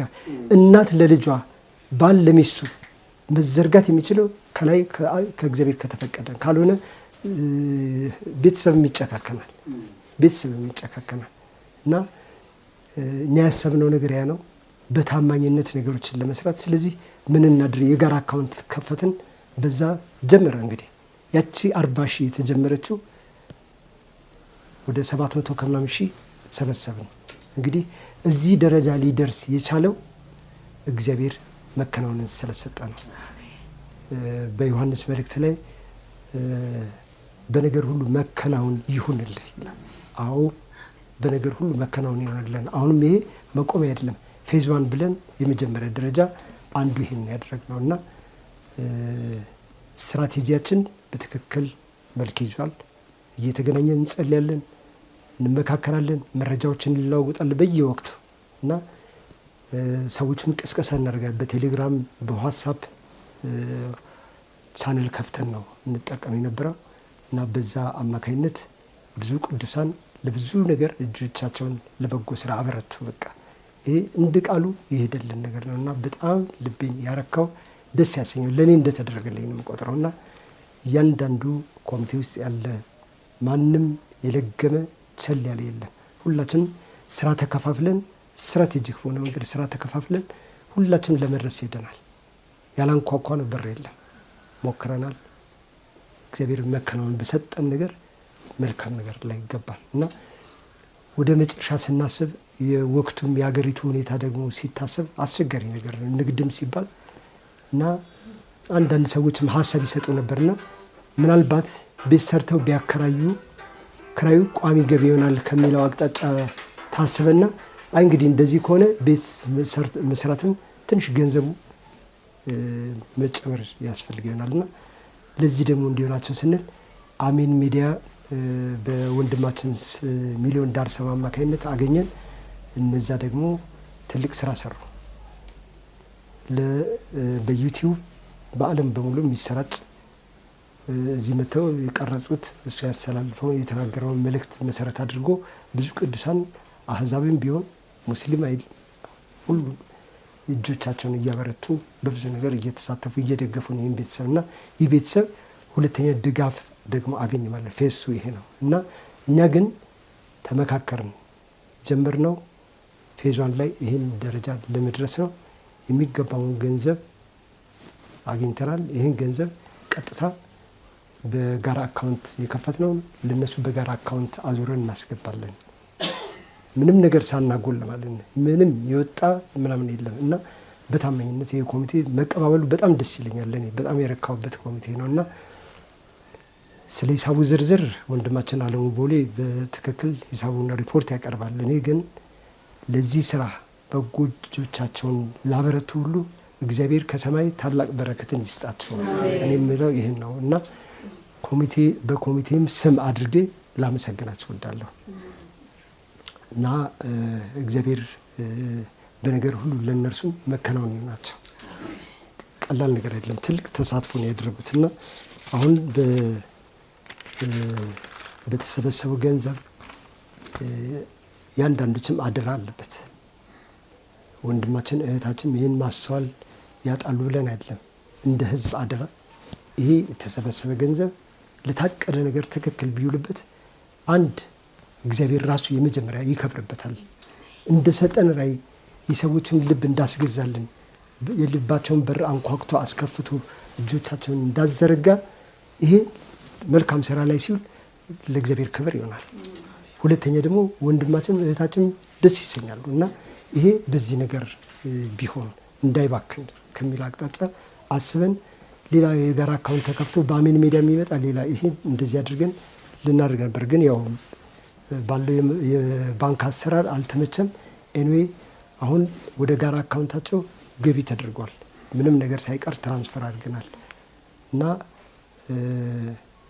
ከዚህ በተያያዘ መልክ ደግሞ አሜን ሚዲያ ባስተላልፈው መልእክት ላይ አንድ እህታችን ቢኳየር ዘማሪ የነበረች ሶስና እሷ ከ2 ወር በፊት ጉዳዩን ነግራናት ነበርና ረሳዋለች። አሁን ይህን በአሜን ሚዲያ የተላለፈውን ስታይ እንዴ ወንድማችን ሰለሞን እኮ እንዲመቸገርም የለበትም፣ ስልጠና መውሰድ አለበት። ስልጠና የሚሰጥ ክፍል አዲስ ዩኒቨርሲቲ ፊት ለፊት አለ። ሰዎች ለሰዎችንም እንደሚል አዲስ ህይወት እና እዛ ሄዱ ብላ አድራሻ ሰጠችን። በዛ መሰረት አድራሻውን ይዘን እኔ ሚሊዮን ወንድሜና እህቴ አብረው አራታችን ሄድን እና እዛ ተነጋገር ፎርም ተሞላ። ስልጠናውን እየወሰደ ነው ራሱን መርዳት ወደሚችልበት ምግብ እንኳን ማብሰል እንዲችል መንገዱን ራሱን ችሎ እንዲሄድ እንደ በፊቱ እንደተናገረው ቤት ተቆልፎበት አይወጣም። ወደ ፈለገ ቦታ በሰዓትና በፍላጎት ለአገልግሎት መንቀሳቀስ እንዲችል ተደርጎ ስልጠና ይሰጠዋል። እንግዲህ እስካሁን 4 እና 5 ዓመት በጨለማ ነው። በጣም ተቸግረው ነው የነበሩት ሁለቱም እና እህታችን ትሰራ የነበረውን ስራ ሁሉ ተስተጓጉሉባት ነው። እሱን በመንከባከብ ትልቅ ሸክም አደራ ነው፣ ኃላፊነት ኪዳን ነው። ጥላው የትም ልታደርግ አትችልም። ስለዚህ ይህን ሸክሟን ለሷ ለማቅለል የመጀመሪያ ለሱ ስልጠና፣ ለሷ ደግሞ ሳይድ ባይ ሳይድ ራሷን መርዳትና መስራት የሚችልበት ፕሮጀክት ቀርጻ ልሰራ የምችልበት አንድ ድርጅት አለ። እሱን ኔክስት ዊክ ልታገናኘኝ ቀጠሮ ይዘናል እና እህታችንም እንደ በፊቱ 5 ዓመት እንዳሳለፉት ከሰለሞን ጋር ተቆራኝታ ቤት ውስጥ የምትቀመጥበት ብቻ አይደለም፣ ስራ የምትሰራበት ራሷንም ታግዛለች፣ ባለቤቷንም ታግዛለች፣ ቤተሰቡን በቃ በአጠቃላይ እና ለኛ እግዚአብሔርን የበለጠ የምናመሰግንበት ትልቅ በር ነው የተከፈተው እና እግዚአብሔርን እናመሰግናለን። እንግዲህ ምስጋና ማነው ስልጣኑን በመጀመሩ እኔ ቃላት የለኝም። እግዚአብሔር ከዚህም በላይ ፈውስን ሊያደርግለት ይችላል። ግን ባለው ሁኔታ ተቀብሎ መጓዝ አዋቂነት ነው። በቃ እግዚአብሔር ላይ ማጉረምረም ለምን እንደዚህ ሆነ ማለት አይቻልም። እግዚአብሔር ለምን አይባልም ደግሞ በአጠቃላይ እግዚአብሔር ሰሪ ነው፣ አዋቂ ነው። ሀና እንደዚህ ነው ያለች አይደል? አዋቂ ነው፣ በቃ ስራውን የሚመዝን ነው ብላለች። እና እንግዲህ ለኛ ባይገባን ሚስጥሩ ለአምላካችን ነው። ነገሩ የተገለጠው ለኛ ነው፣ ሚስጥሩ ግን ለአምላካችን የሚለው ሰው በአእምሮ ለማየት ለመረዳት የሚችለውን ያህል ይገለጥለታል፣ ይረዳ። ሚስጥር ግን አለው። ሚስጥሩ ግን ለአምላካችን ነው፣ እሱ ያውቃል። ስለዚህ እግዚአብሔርን ማመስገን ብሏል በምስጋና። እህታችን ይህን ነው እልል ያለችው። እኔ እንደ ሴቶች እልል አልችልበትም እንጂ ነፍሴ እልል ትላለች። በቃ እግዚአብሔር የተባረከ እግዚአብሔር ይባርካችሁ። እንግዲህ ወንድማችንና እህታችን የመጨረሻ ኮሚቴው የሚያሳስበው ምንድን ነው? ይሄ በእነሱ ጋር የገባውን ገንዘብ አዎ ትክክል ገብቷል ብለው ያረጋግጣሉ። በትራንስፈር ነው የሄደላቸው። እንደገና ደግሞ እጆቻቸውን ለዘረጉ ሰዎች ምስጋና እንዲያቀርቡ። ይህም ኮሚቴ እንዲህ ነው አይባልም። ክሬዲቱን እግዚአብሔር ይውሰድ። በእውነት እግዚአብሔር ክሬዲቱን ይውሰድ። ለማናቸው ሪኮግኒሽን ለመስጠት አይደለም። በቃ እግዚአብሔር ረድቶናል፣ እግዚአብሔር መከናወን ሆኖናል፣ ስሙ የተባረከ ይሁን። ይህንን እነሱ እንዲያመሰግኑ ብንጋብዛቸው ብዬ ነው የምለው እና ጨርሻለሁ። ጌታ ኢየሱስ ይባርካችሁ። አመሰግናለን። አሁን ወደ ማስ ሚዲያ ነው ለመውጣት ማስበው። ምክንያቱም ኮሚቴ በየስብሰባው በየአገልግሎቱ ይሄ ገንዘብ ሳይነካ በራሱ ገንዘብ ነው ስራ ማስኬጃ የሚባል ነገር ሳይመደብ ያለ ስራ ማስኬጃ ከራሳችን ኪስ በማውጣት ዛሬ እንኳን ወደ 10,000 ብር ከኮሚቴ ወጥቷል። ስለዚህ እሱን ገንዘብ እኛ በዝርዝር አላስገባንም። ከሁሉ ይልቅ ግን ጥንቃቄያችን አሁን በዚህ ዘመን አመካኝቶ የሚሆን ነገር አለ። እሱ እንዳይሆን ነው። አንደኛ ያው ለእግዚአብሔር ታማኝነት፣ ለሰው ሁሉ ገንዘብ ታማኝነት ነው። ለወገኖችም በታማኝነት ለማስረከብ የነበረን ትጋት ነው የነበረን። እግዚአብሔርን እናመሰግናለን። በዚህ ገንዘብ የ5 ሳንቲም ሳይነካ ስራዎች ተሰርቶ እዚህ ላይ ስለደረሰ፣ በዚህ በኑሮ ውድነት ደግሞ ሰዎች በብዙ ስቃይ ያሉ ይህንን ገንዘብና ይሄን አይል ስጦታ ለመስጠት መቻላቸውም ይሄም የእግዚአብሔር ስራ ነው፣ የሰው ስራ አይደለምና ክብር ለስሙ ይሁን።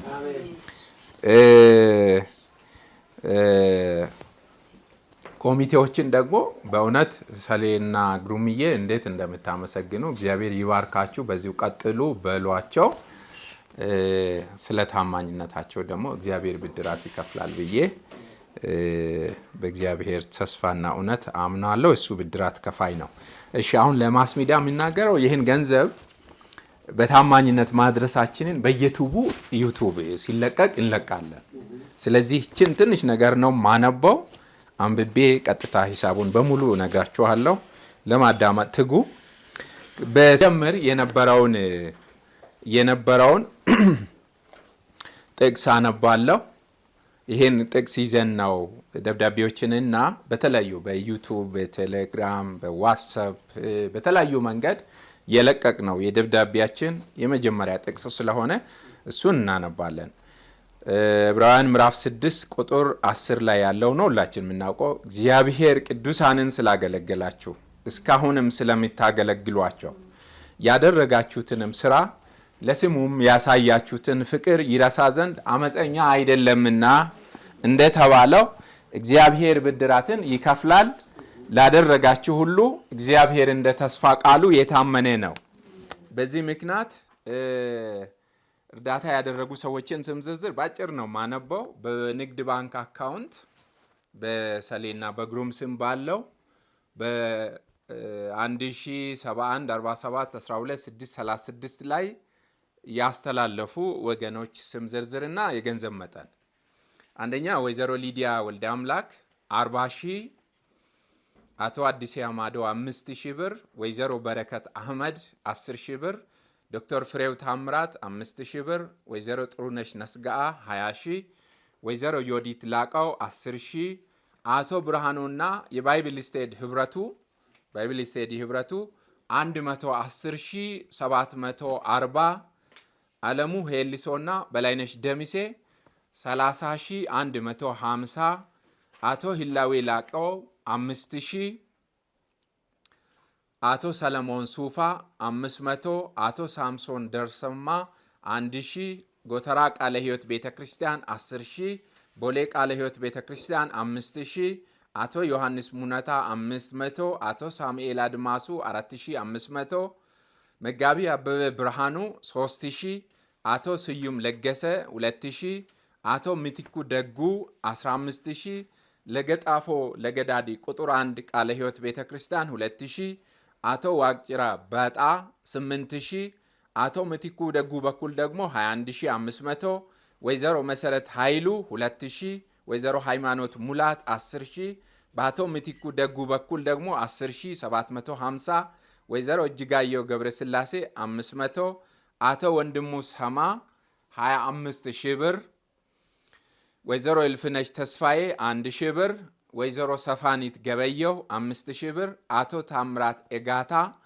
50000፣ ዶክተር እስጢፋኖስ ብሩ 15000 ብር፣ አቶ ጌታቸው ለማ 1000 ብር፣ ረሆቦት ቤቴል ቃለ ሕይወት ቤተክርስቲያን 10000 ብር፣ መጋቢ ጊዜው ላቀው 1000 ብር፣ አቶ ዘነበ ገብረሃና 1000 ብር፣ መጋቢ ቬኑስ አሰፋ 1500፣ አቶ ገብረ እግዚአብሔር ካሳይና ይታይሽ 2000፣ ወንጌላዊ ሳሙኤል በየነ 1000፣ መጋቢ ካሳ ለማ 30614 ከ66፣ አቶ ይታገሱ 21000 ብር፣ ከጌጃ ቃለ ሕይወት ቤተክርስቲያን ሽማግሌዎች 21000፣ ከጌጃ ቃለ ሕይወት ቤተክርስቲያን ሙሉ ጊዜ አገልጋዮች 13000 ብር፣ ወይዘሮ ሙሉ አቸነ 3000 ብር፣ አቶ ኢዮብ ላላ 1000 ብር፣ ወንጌላዊት ብቻሽ በቀለ 12060፣ አቶ አለሙ ገብረስላሴ 2000፣ ወይዘሮ አስቴር ዮሴፍ 5000 ብር፣ አቶ ደረጀ ሽፈራው 3000 ብር፣ አቶ ኤርሚያስ ምትኩ 10000 ብር፣ ወይዘሮ ገነት ደምሴና መልካሙ ደርብ 30000 ብር፣ ዶክተር የሽጥላ 54600 ብር፣ ዶክተር ተስፋዬ ሮቤል 10000 ብር፣ የባንክ ወለድ 14477 ከ65፣ ከዛ ጠቅላላ ድምር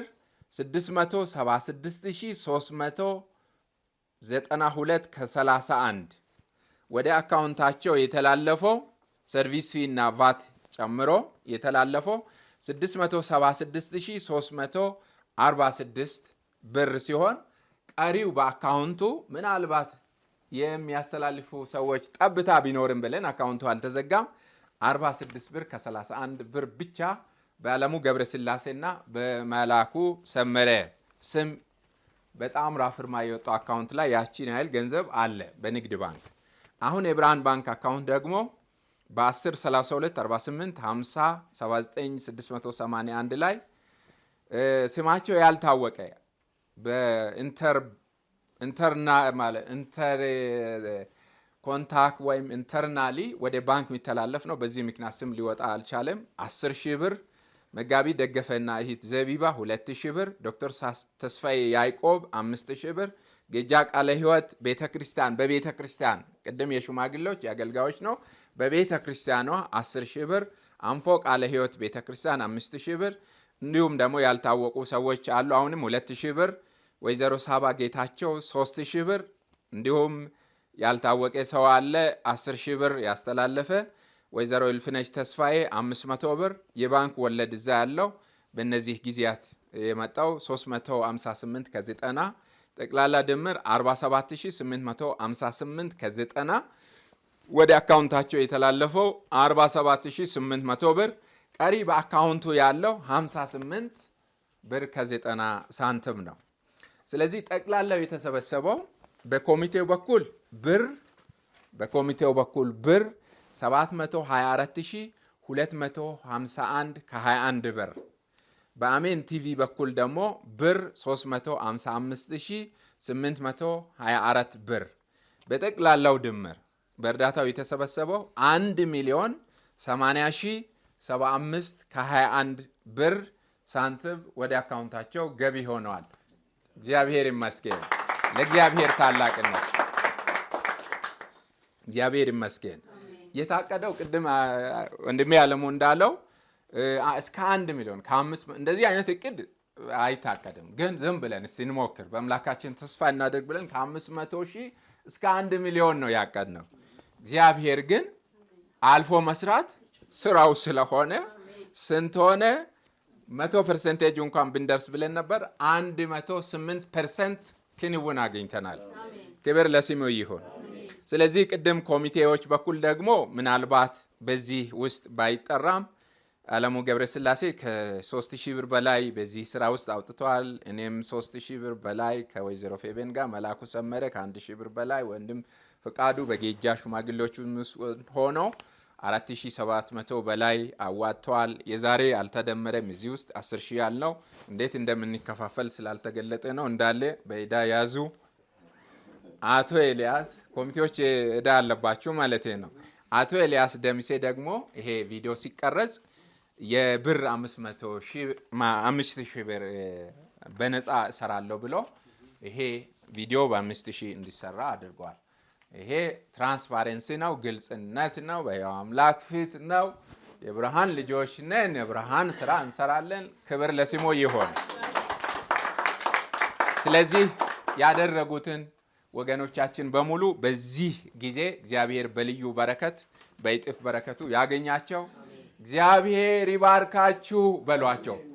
እግዚአብሔር ይባርካችሁ፣ እግዚአብሔር ይባርካችሁ፣ እግዚአብሔር ይባርካችሁ። እግዚአብሔር የተመሰገነ ይሁን። ላቀድነው ፕሮግራም የመጨረሻ ፕሮግራም ነው የሚቀረን።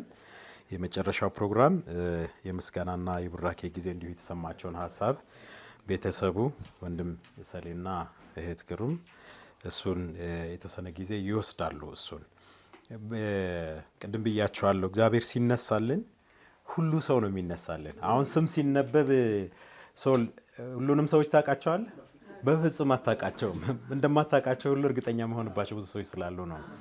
የእግዚአብሔርን ስራ ለመስራት ግን ሰዎች በእንደዚህ አይነት መልክ ተነስተዋል እና እግዚአብሔር የተመሰገነ ይሁን። ቅድምም ብያለሁኝ፣ ሌሎችም ወንድሞች እያሉ ነበርና ለወንጌል ያለንን ቁጭት እንደገና እግዚአብሔርን አገልግለው መጣል እንደሌለ ለማሳየት ጌታ አነሳስቶናል፣ አትግቶናል፣ ደግሞም እንትን ብሎናል እና ረድቶናል፣ አከናውኖልናል። ጌታ የአምላካችን ስም የተባረከ ይሁን። በዚህ ሁኔታዎች ሁሉ ውስጥ እናንተም ነበራችሁ በጸሎትም ቢያንስ ምኞታችሁ ለእነዚህ ቤተሰብ መልካም እንዲሆን ችግራቸውን እንዳይሰሙ ፈልጋችኋል አይደል? እግዚአብሔር ይባርካቸው። ከዛም በላይ ሁሉም ሰው ተሳትፎ ነበረ። ስለዚህ እንግዲህ አሁን የእናንተ ጊዜ ነው የሚሆነው። እናንተ ጊዜውን ውሰዱና የፕሮግራሙ ፍጻሜ በዛ እናደርጋለን። ሰው ልናገረው። ክብር ለእግዚአብሔር ይሁን። ክብር ለእግዚአብሔር ይሁን። ክብር ለእግዚአብሔር ይሁን። ጌታ መልካም ነው። እውነት በእግዚአብሔር ፊት እነዚህ ወንድሞቼ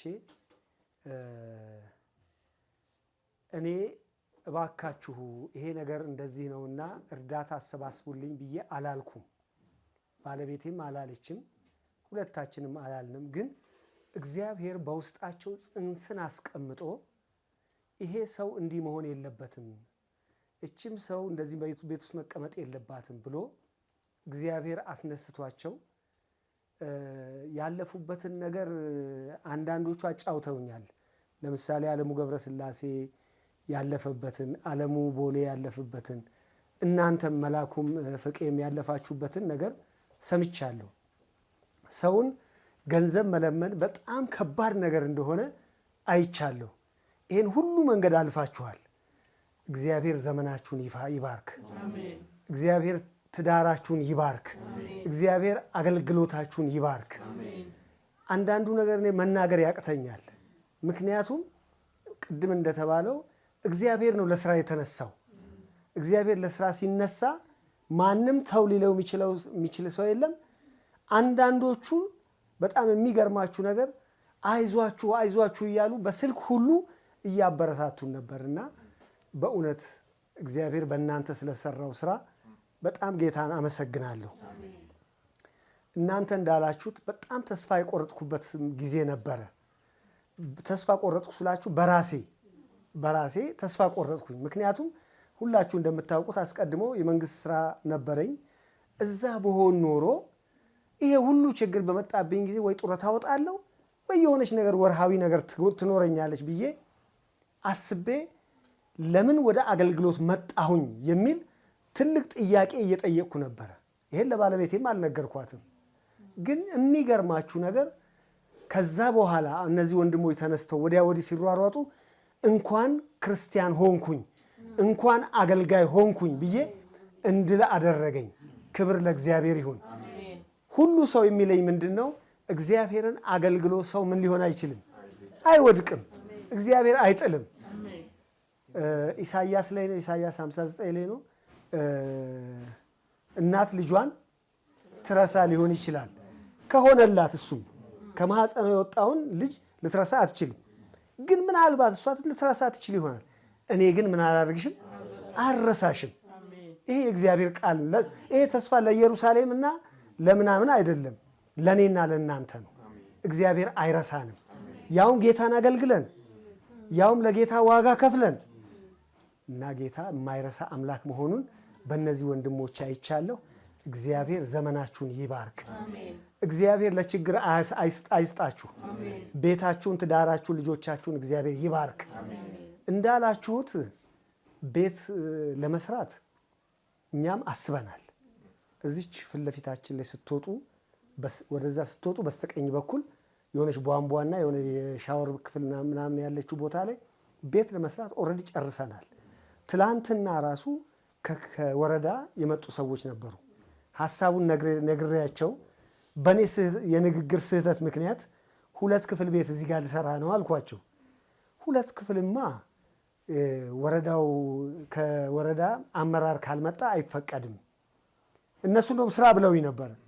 ከዛ መልሰው አይ 2 ክፍል ቤት ከሆነ ከወረዳ ሰው መጥቶ ማየት አለበትና ችግር የለም አይዞህ አምጥተን ከአንድ ወረዳ አመራር ጋር መጥተን ቦታውን እናይና እንፈቅድልሃለን ብለውኛል። ይሄ ኦልሞስት ፕሮሰሱ ያለቀ ጉዳይ ስለሆነ ተስፋ እንዳትቆርጡ። ደግሞም እናንተ የሰበሰባችሁትን እንደዚህ የሰው ፊት ጠብሷችሁ ያመጣችሁትን ገንዘብ በፍጹም ለሌላ ነገር አናውልም። በፍጹም እግዚአብሔር ምስክራችን ነው። ስለዚህ ወደ አሰባችሁት ሀሳብ ወዳለማችሁት ህልም እንደርሳለን ብለን ተስፋ አደርጋለሁኝ። ይሄን እንሰራለን። እንኳን እናንተ ወንድሞቼ ከጎኔ ኖራችሁ ማንም ሰው ከጎኔ ባይኖርም እንኳን የእናንተ መኖር ለእኔ ትልቅ መጽናናት ነው የሆነው። ትልቅ መጽናናት። የቤተ ክርስቲያኔ አገልጋዮች አሉ፣ የቤተ ክርስቲያን ወንድሞቼ አሉ፣ የአካባቢ ሰዎችም አሉ። በጣም የሚገርማችሁ ነገር እንዴ እናንተ ጋር መረዳዳት የለም ወይ ይሉኛል አንዳንዴ። መጥተው እንኳን እንዴት አይጠይቋችሁም? እንዲህና እንዲያ እያሉ ያው መቼ ሰው ቁስል ሲኖርበት ቁስሉን እንትን የሚለው የሚያነቁረው ሰው አይጠፋም። እና እንደዛ አይነት ነገሮች ተደጋግመው ሲመጡብኝ ምን ነው ቃለ ሕይወት ባልሆንኩኝ ብዬ እስከምል ድረስ አስቤያለሁ። ግን እግዚአብሔር የተመሰገነ ይሁን። እነዚህን ወንድሞች እግዚአብሔር አስነሳ። በጣም የሚገርም ነገር ነው። ከአለሙ ቦሌ ጋር ስልክ ከጀመርን በቀላሉ አያልቅም።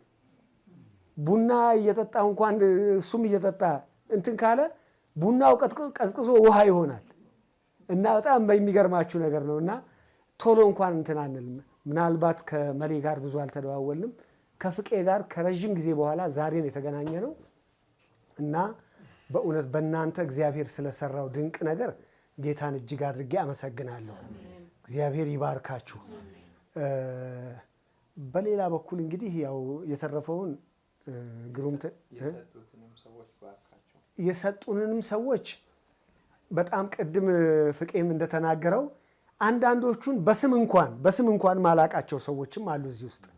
እግዚአብሔር ይባርካቸው። እኛን ስላገለገሉ ወደፊትም ስለሚያገለግሉን እግዚአብሔር ውለታን የሚበላ አምላክ አይደለም። እግዚአብሔር ብድራትን የሚመልስ አምላክ ነው። ቅድም አሌክስ የጠቀሰውን ጥቅስ ዕብራውያን ምዕራፍ 6 ቁጥር 10 ላይ እስከ 12 ዕብራውያን 6 ያኛው ሳይሆን ይሄኛው አሁን። ስለዚህ ቅዱሳንን ስላገለገላችሁ ወደፊትም ስለምታገለግሉ እግዚአብሔር ይረሳ ዘንድ ምን አይደለም? አመፀኛ አይደለም። ስለዚህ ዛሬ ኪሳችሁን ዛሬ ቤታችሁን በድላችሁ ለእኛ የረዳችሁን ሰዎች እግዚአብሔር ለእናንተንም ጓዳ ይሙላ። እግዚአብሔር ይባርካችሁ። እግዚአብሔር በጎደለው ነገር አይደለም እጥፍ ድርብ አድርጎ ይሙላባችሁ። እግዚአብሔር ይባርካችሁ። አንዳንዶቹ ከጉድለት አንድ ሴትዮ በጣም የሚገርማችሁ በዚህ በአሜን በኩል የላኩልኝ የእንትና እናት ነኝ አሉኝ። የዮናታን አክሊሉ የእሱ እናት ናቸው። ለምስክርነት እንዲሆን ብዬ ነው። እግሬን በሽተኛ ነኝ አሉ እና የሚገርምህ ነገር እኔ የምተዳደረው በልጆቼ ጡረታ ነው የምተዳደረው፣ ግን 2000 ብር አስገብቻለሁ ንግድ ባንክ። የሚገርማችሁ የእግዚአብሔር ስራ እንጂ ይሄ የሰው ስራ አይደለም። እግዚአብሔር በጣም በሚያስደንቅ ሁኔታ እስከ ትላንትና እስከ ዛሬ ጠዋት ድረስ ምናልባት ግሩም ልትናገር ትችላለች። እስከ ዛሬ ጠዋት ድረስ ሰዎች ደውለው ምን እናርግ እያሉን እየጠየቁ ነው ያሉ ሰዎች አሉ። እና በእውነት እግዚአብሔር ለዚህ ቤተሰብ የተነሳበት ጊዜ እንደሆነ አይቻለሁ። ይሄ ብቻ አይደለም ወገኖቼ፣ ከእናንተ ጋር እግዚአብሔር ሲሰራ አይቻለሁ። እግዚአብሔርን አመስግኑ። እናንተም እግዚአብሔር ይባርካችሁ፣ ተባረኩ። እምለው ነገር የለኝም፣ ቋንቋ የለኝም፣ ቃላት የለኝም። እና ቅድም አሌክስም እንዳለው ይሄ ገንዘብ እኛ በአልባሌ ነገር ላይ ብናውለው እግዚአብሔር እኛን ይጠይቀናል።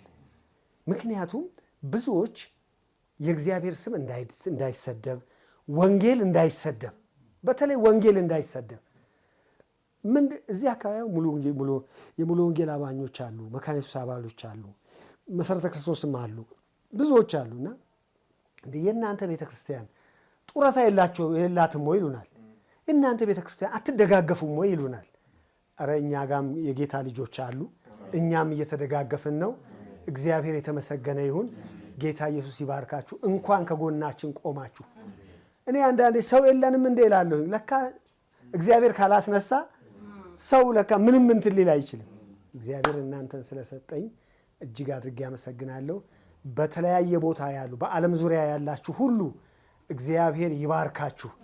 ዘመናችሁ ይባረክ፣ ትውልዳችሁ ይባረክ። የምትሰሩት ስራ ሁሉ የተባረከ ይሁን። እግዚአብሔር ሞገስ ይሁናችሁ። ጌታ ይባርካችሁ። ግሩም የምትለው ነገር ካለ? ኦኬ። ሌላው በጣም መናገር የፈለግኩትን ነገር አስታወስከኝ አሌክስዬ። በዚህ በዩቲዩብ ላይ እንትን ስንል ከቤት አልወጣም። ያው ግሩም ስትሄድ በር ቆልፋብኝ ነው የምትሄደው። እውነት ነው ደግሞ ምንም ሐሰት የሆነ ነገር አልቀላቀልንም። እያንዳንዷ ኢቭን ምግብ የምታበላኝ እንኳን ግሩም ነበረች።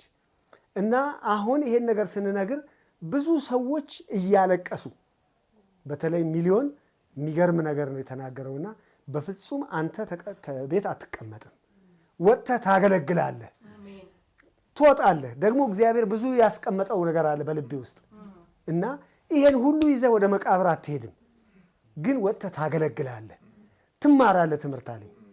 የሚገርማችሁ ነገር ቅድም አሌክስ ያው በሪፖርቱ ላይ እንዳቀረበው አብረን ሄድን፣ ተመዘገብኩኝ፣ ትምህርቱን ጀመርኩኝ። አሁን በጣም የሚገርማችሁ ነገር እንደዚህ የዳበስኩኝ ፊደል መለየት ጀምሬያለሁኝ። ፊደሎችን እንግዲህ ቀስ እያልኩ ምን ላደርግ ነው ማለት ነው? ማንበብ ልችል ነው ማለት ነው። መጻፍ ልችል ነው ማለት ነው። ስለዚህ ወደፊት ያለኝ ዓላማ ምን ዓላማ ይኖረኛል አሌክስ? ምንም ዓላማ የለኝም ጌታን ከማገልገል ውጪ ማለት ነው።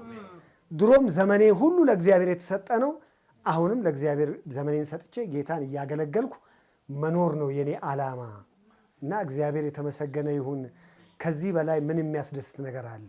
ከዚህ በላይ ምን የሚያረካ ነገር አለ? እንኳን አገልጋዮች ሆንን። ምክንያቱም የምናገለግለው ጌታ የማይጥል ጌታ ስለሆነ፣ የምናገለግለው ጌታ የማይተው ጌታ ስለሆነ አንድ አዲሱ ገበያ እያለሁኝ ተስፋዬን ታውቁታላችሁ። ተስፋዬ ዘውዴን ታውቀዋለህ። እዛ በምናገለግልበት ጊዜ እኔና እሱ አብረን ከቢሮ ወጥተን ስንሄድ እዛ የሆነ ቀበሌ ነገር አለች አዲሱ ገበያ ጋር የሆነች አህያ እንደዚህ በቃ ቁስልስል ብላለች እና ጌታዋ ለካ አስወጥቶ ምን ያረጋት ነች የጣላት አህያ ነች። እዛ በኋላ አያት ይቺን አህያ አለኝ። ሳያት የደከመች አህያ ነች፣ ለምንም አትሆንም። ለካ ባለቤቷ ምን አድርጓታል? አውጥቶ ጥሏታል። እና ምን አለኝ ያ ልጅ የኛ እኮ ዕጣ ፋንታ እንደዚህ ነው አለኝ። በኢየሱስ ስም የኛ ዕጣ ፋንታማ እንደሱ አይሆንም። ምክንያቱም የምናገለግለው አምላክ አውጥቶ የሚጥል አይደለም። እንደውም እስከ ሽበት እስከ ሽምግልና አይደለ እንደሚለው የሚሸከም አምላክ ነው ያለን፣ የሚሸከም አምላክ ነው። ስለዚህ ወገኖቼ በእውነት እግዚአብሔር እየሰራ ስላለው ነገር የአምላካችን የእግዚአብሔር ስም ለዘላለም የተባረከ ይሁን። እናንተንም እግዚአብሔር ይባርካችሁ። እናንተ ሕያዋን ምስክሮች ናችሁ። እግዚአብሔር ለሰራው ስራ ሕያዋን ምስክሮች ናችሁ። ጌታ ኢየሱስ ይባርካችሁ። እሺ፣ ስለ ሁሉም ነገር ክብሩን ጌታ ይውሰድ። እኔ ብዙ ምለው ነገር ነበረኝ፣ ግን ከአቅሜ በላይ ሆኗል የጌታ ነገር። ምንድነው ባለቤቴ ሲታመም ነገር ሁሉ ድብልቅልቅ ነው ያለብኝ። እንደዚህ በዚህ መልኩ ይቀጥላል ብዬ አላሰብኩም ነበር። ምክንያቱም ያለንን ነገር ሁሉ የተከፈለው ዋጋ በእጃችን ላይ ያለውን ነገር ሁሉ አውጥተን መታከም አለበት። ጌታ ደግሞ ይፈውሰዋል፣ ይረዳናል እያልኩ መሄድ እስከሚገባን ድረስ ሄድን። ሊሆን አልቻለም። ከዛ በኋላ በመጨረሻ አሌክስ የላከው ቦታ ነበር የሆነ ዶክተር ላይ እሱ ሕክምና ማቆም እንዳለበት ከዚህ በኋላ ምንም ውጤት እንደሌለው ሲነግረው ነገር ሁሉ ከብዶኝ፣ እሱ ግን የበረታ እየመሰለ ግን ውስጡ ተስፋ እንደሚቆርጥ አይበት ነበር። ግን ነገሮቼን ሁሉ ለጌታ ተውኩና አይዞ በቃ ጌታ አለ፣ አንተ እኮ ሙሉ ሰው ነህ፣ አይተህ ነው ያፈቀርከው፣ አይተህ ነው ያገባኸው፣ የእግዚአብሔር ነገርም በውስጥህ አለ፣ የወለድከውንም አይተሃል፣ ከዚህ በኋላም ትቀጥላለህ፣ በሚሆነው ነገር ሁሉ ከጎንህ ነኝ ብዬ ላበረታው ሞከርኩ። የተወሰነ ጊዜ ግን ከሄድኩ በኋላ አልቻልኩም። የምችለውን ያህል እየሄድኩ አልቻልኩም። ከጌታ ጋር መነጋገር ጀመርኩ በግሌ። ጌታ ወይ ይሄ ነገር እንዴት ነው የሚቀጥለው? እንዴት ነው የምችለው? ነገ ፕሮግራምም ሲኖረኝ እሱም ደግሞ አንዳንድ ነገሮቹ ላይ ተስፋ ሲቆርጥ ነገሮቹን እኔ ላይ ነው የሚያሳየኝ። እንዴት ነው ጌታ ሆይ ስል የሚለኝ ነገር ምንድነው? ኤርምያስ 29:11 ላይ ይመስለኛል ለእናንተ ማስባትን ሀሳብ እኔ ያውቃለሁ፣ ፍጻሜና ተስፋ ሰጣችሁ ዘንድ ነው እንጂ ክፉ ሀሳብ አይደለም ይለኛል ጌታ። እንደገና ከእግዚአብሔር ሀሳብ ጋር እስማማለሁ፣ እሱንም አበረታዋለሁ፣ አይዞህ እላለሁ። እየከበደኝ ሲሄድ ባህሪውንም ሁሉንም ነገር ሳይ እኔ የምነጋገረው ከእግዚአብሔር ጋር ነው። እየቆለፍኩበትም ሲሄድ መንገድ ላይ የሚያዩኝ ሰዎች ግን የእናንተ ሰዎች እንዴት ዝም ይላሉ? አንቺንስ አይጎበኙሽም? መጥተው ሳይጸልዩለት ለሌሎች እየጸለዩ ይፈወሱ የለ እንዴ? እንዴት አይጸልዩለትም? እሱንስ የማይጎበኙት የእኛ ሰዎች አረ እየመጡ እየጸለዩለት ነው፣ ቤት ውስጥም እንደ ቸርች እየጸለዩለት ነው እላቸዋለሁ፣ ጠላት እንዲያፍር። እግዚአብሔር ግን ሰው አለው። እግዚአብሔር የሚነሳው በራሱ ጊዜ ነው። በእኛ በፈለግነው ጊዜ ሳይሆን እሱ በፈለገ ጊዜ ነው የሚነሳው። ደግሞ ጌታ በቃሉ ታማኝ ነው። ይሄ የሚሆነው ያልከኝ ነገር የሚሆነው መቼ ነው እለው ነበር ጌታን በይበልጥ ሲከፋኝ፣ በይበልጥ ከእሱ ጋር መግባባት በማልችላቸው ነገሮች ሁሉ ይሄ ነገር የሆነው ከህመሙ ወዲህ ነው። ጌታ ሆይ እስከ መቼ ነው እል ነበር። እግዚአብሔር በዚህ ዘመን ግን ሰው እንዳለው አሳየኝ። ክብር ለጌታ ይሁን፣ ክብር ለጌታ ይሁን። አሌክስ መጥቶ ቤት ሲያነጋግረኝ እንዴት ነው በዚህ መልኩ ለሱም ሳትነግሪው እስቲ እንነጋገር ብሎ እሱን አይቶ ሊሸኘው ሲወጣ እኔም እየጸለይኩ ነው አልኩት። እንዴት ነው የምትቀጥዩ? አንዳንድ ነገሮችን ብናመቻችልሽ ትሰሪያለሽ ወይ? አጠገቡ ሆነሽ አለኝ። እችላለሁ እሰራለሁ አልኩኝ። አዎ እችላለሁ እሰራለሁ፣ ግን እግዚአብሔር ይፍቀድ ለሁሉም ነገር። ጌታም እየተናገረኝ ነው፣ ጸልይልኝ ነው ያልኩት። በቃ እኔም ሁኔታዎችን አመቻቻለሁ፣ ጸልይ እስቲ አንቺም አለኝ። እግዚአብሔር ይመስገን። ይሄን ያህል ርቀት ግን ትሄዳላችሁ ብዬ አላሰብኩም ነበረ። ግን በእግዚአብሔር ጊዜ ስለሆነው ክብሩን ጌታ ጠቅልሎ ይውሰድ። ክብሩን ማንንም አይውሰድ።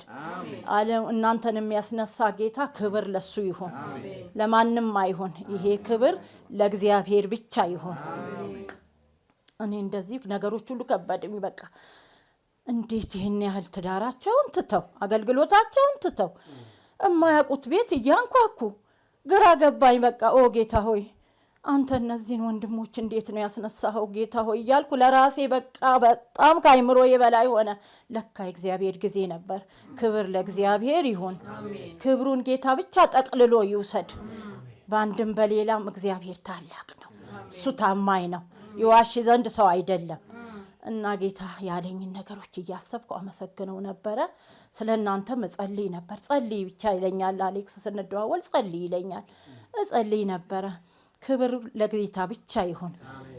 አገር ውስጥም ከአገር ውጭም በዚህ ነገር የነዚህን ወገኖች የነዚህን ኮሚቴዎች የዚህን ቤተሰብ ታሪክ እጆቻችሁን ዘርግታችሁ ጆሮቻችሁን ሰጥታችሁን በጸሎት ያገዛችሁን ሁሉ ክብር ለጌታ ስጡልኝ። በእውነት እግዚአብሔር ነገሮቻችንን ይስራ። በጌታ መታሰብ ይሁንላችሁ። የናንተ ቤትና የናንተ ቤተሰብ ክፉ አያገኘው። እኔ ይሄ ነው የሚገባኝ። በመልካም ተጎብኙ፣ በመልካም ታዩ። የእግዚአብሔር ጊዜ የእግዚአብሔር በረከት በቤታችሁ ይግባ። ይሄንን ነው ማመሰግነው። ጌታን ከፍ ከፍ አድርጉልኝ፣ አመስግኑልኝ። በእውነት ይሄ በጥቂቱም በብዙም ማዳን የማይሳነው ጌታ ብዙ ነገሮችን ሄዳችሁ እዚህ ይሄንን ስላደረገ ክብር ለጌታ ይሁን። አሁን ደግሞ የጀመረውን ትምህርት በእውነት እንዳየ አይነት ነው የቆጠረው። በጣም ነፍሱ ተደሰተች፣ ሐሴት አደረገ። በእውነት ጌታ ስለከፈተለት በርም እግዚአብሔር ይመስገን። በእውነት በውስጡ ያለው ነገር ተዳፍኖ እንዳይቀር መማር እንዲችል ነበር የኔም መሻት የኔም ጥማት። ይሄን ነገር ደግሞ ጌታ አመቻችቷል። በራሱ መቆም እንዲችል አይምሮን ልቡን እንዲከፍት ከዚህ በበለጠ ደግሞ ጸልዩለት። እግዚአብሔርን አገልግሎ ማለፍ እንዲሆንለት በእውነት አንቺ ታርፊ ያለሽ ይሉኛል። እዛ የተቀበሉትም ሰዎች አይዞሽ ጥቂት ጊዜ ነው በራሱ ይቆማል አንቺን ለማሳረፍ ነው ይሉኛል። እግዚአብሔር ደግሞ የተናገረውን ነገር ያጽናልኝ። በእውነት ጌታን አመስግኑልኝ። እምለው ነገር የለኝም። እግዚአብሔር ይመስገን። ጌታን ባርኩልኝ። ጌታ የተመሰገነ ይሁን። እግዚአብሔር ረድቶናል። ስሙን ለማክበር ለማመስገን ያደረገልንን ታላቅ ነገር እንድናወራ እንድንታይ ጌታ ነው ይረዳልና የእግዚአብሔር አምላካችን ስም የተባረከ ይሁን። እዚህ የተገኛችሁ ሰዎች በነ ወንድም ሰለሞን ምክንያት እንገኝ እንጂ ህይወታችንን ያየንበት ወደ ጌታ የበለጠ መጠጋት እንዳለብን የተማርንበት ጌታን ተስፋ ያደረግንበት ነው ብዬ ነው ተስፋ ማደርገው። የማይጥል ጌታ እግዚአብሔር የተመሰገነ ይሁን። ጌታን እስኪ አንዴ በእልልታና በጭብጨባ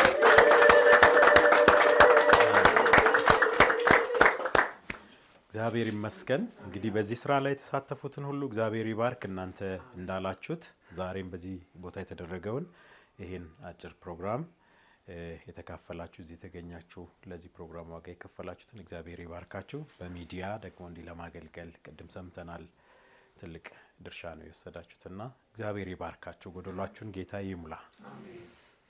ጌታን በምስጋና እንግዲህ አመስግነን ይህን ጊዜ እንጨርሳለን። አንድ እንደው ከራሴ ጋር ስታገል ሰሞኑንም ስለነበረ ነውና ይሄንን መሰባሰብ ሳስብ ያው ሀብት ማለት ሰው እንደሆነ ነው የገባኝ እውነት ለመናገርና ሶል አንተ ለምሳሌ ካሳለፋችሁት ሰው እንደሌላችሁ ታስቡ ይሆናል። ያው እግዚአብሔር የሚሰራው በራሱ ሰዓት ነው። ግን እግዚአብሔር ሰው ሰጥቶሃል። እኔ እዚህ ጋር ስለነዚህ ወንድሞች መናገር ስለፈለኩ ነው። ምክንያቱም የአንበሳውን ድርሻ የወሰዱ ሰዎች አሉ። ግልጽ ነው። እና ሁለቱ አሌክሶች እግዚአብሔር ይባርካቸው። ፍቄ እግዚአብሔር ይባርከው። አለሙ ገብረስላሴ ቱሉ ዲምቱ አብረን ነበር የምናመልከው። እዛ የምንገናኝ የትም እንገናኝ ሁሌ ሰለሞንን ነው የሚያነሳልኝ። ሁሌ እከሌን ነግሬው እንዲህ ብሎ ረሳ፣ እከሌ ችላ አለኝ፣ እከሌ እኮ እንደዚህ አለኝ፣ እከሌ አናድድም ይለኛል። በቃ እከሌን እንዲጠብቄው ነበረ። ምንም ወሬ የለውም። በቃ ሁሌ ስንገናኝ ስለ ሰለሞን ነው በቃ የሚናገር። ትዝብቱንም ቁጭቱንም ሁሌ እና በቃ እኔም አንዳንድ እናደደው ያው እንዲህ ስታገኙ ታወራላችሁ። በኋላ ወደዚህ ሐሳብ ስንመጣ ሐሳቡን አንስቶልኝ በቃ ደስ አለኝ። ከዛ ዓለሙ ቦሌ ደግሞ ከሱ የባሰ ሆነ። የእውነት አሌክስ እረፍት የማይሰጥ ሰው ነው። ፌቨን ሚስቱ ከኛ በላይ ልታውቀው ትችላለች። እና እነዚህ ሁለት ሰዎች ባይኖሩ ይሄ ስኬት የሚገኝ አይመስለኝም። ብዙ ቦታ የደረሱ አገር ውስጥ ቁጭ ስለ ፍቄ ልናገር። ፍቄ እኔ እንደውም የሚያውቅህ አልመሰለኝም።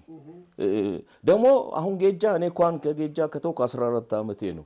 ሶል ደግሞ ከዛ ወደ 30 ዓመት እና እኛንም እንኳን የማያውቁ ሰዎች ነው ያሉት። ጌጃን ስናስብ ቀጥታ ያሰብነው ፍቃዱን ነው አይደል? ፍቃዱ ጓደኛዬ ነው።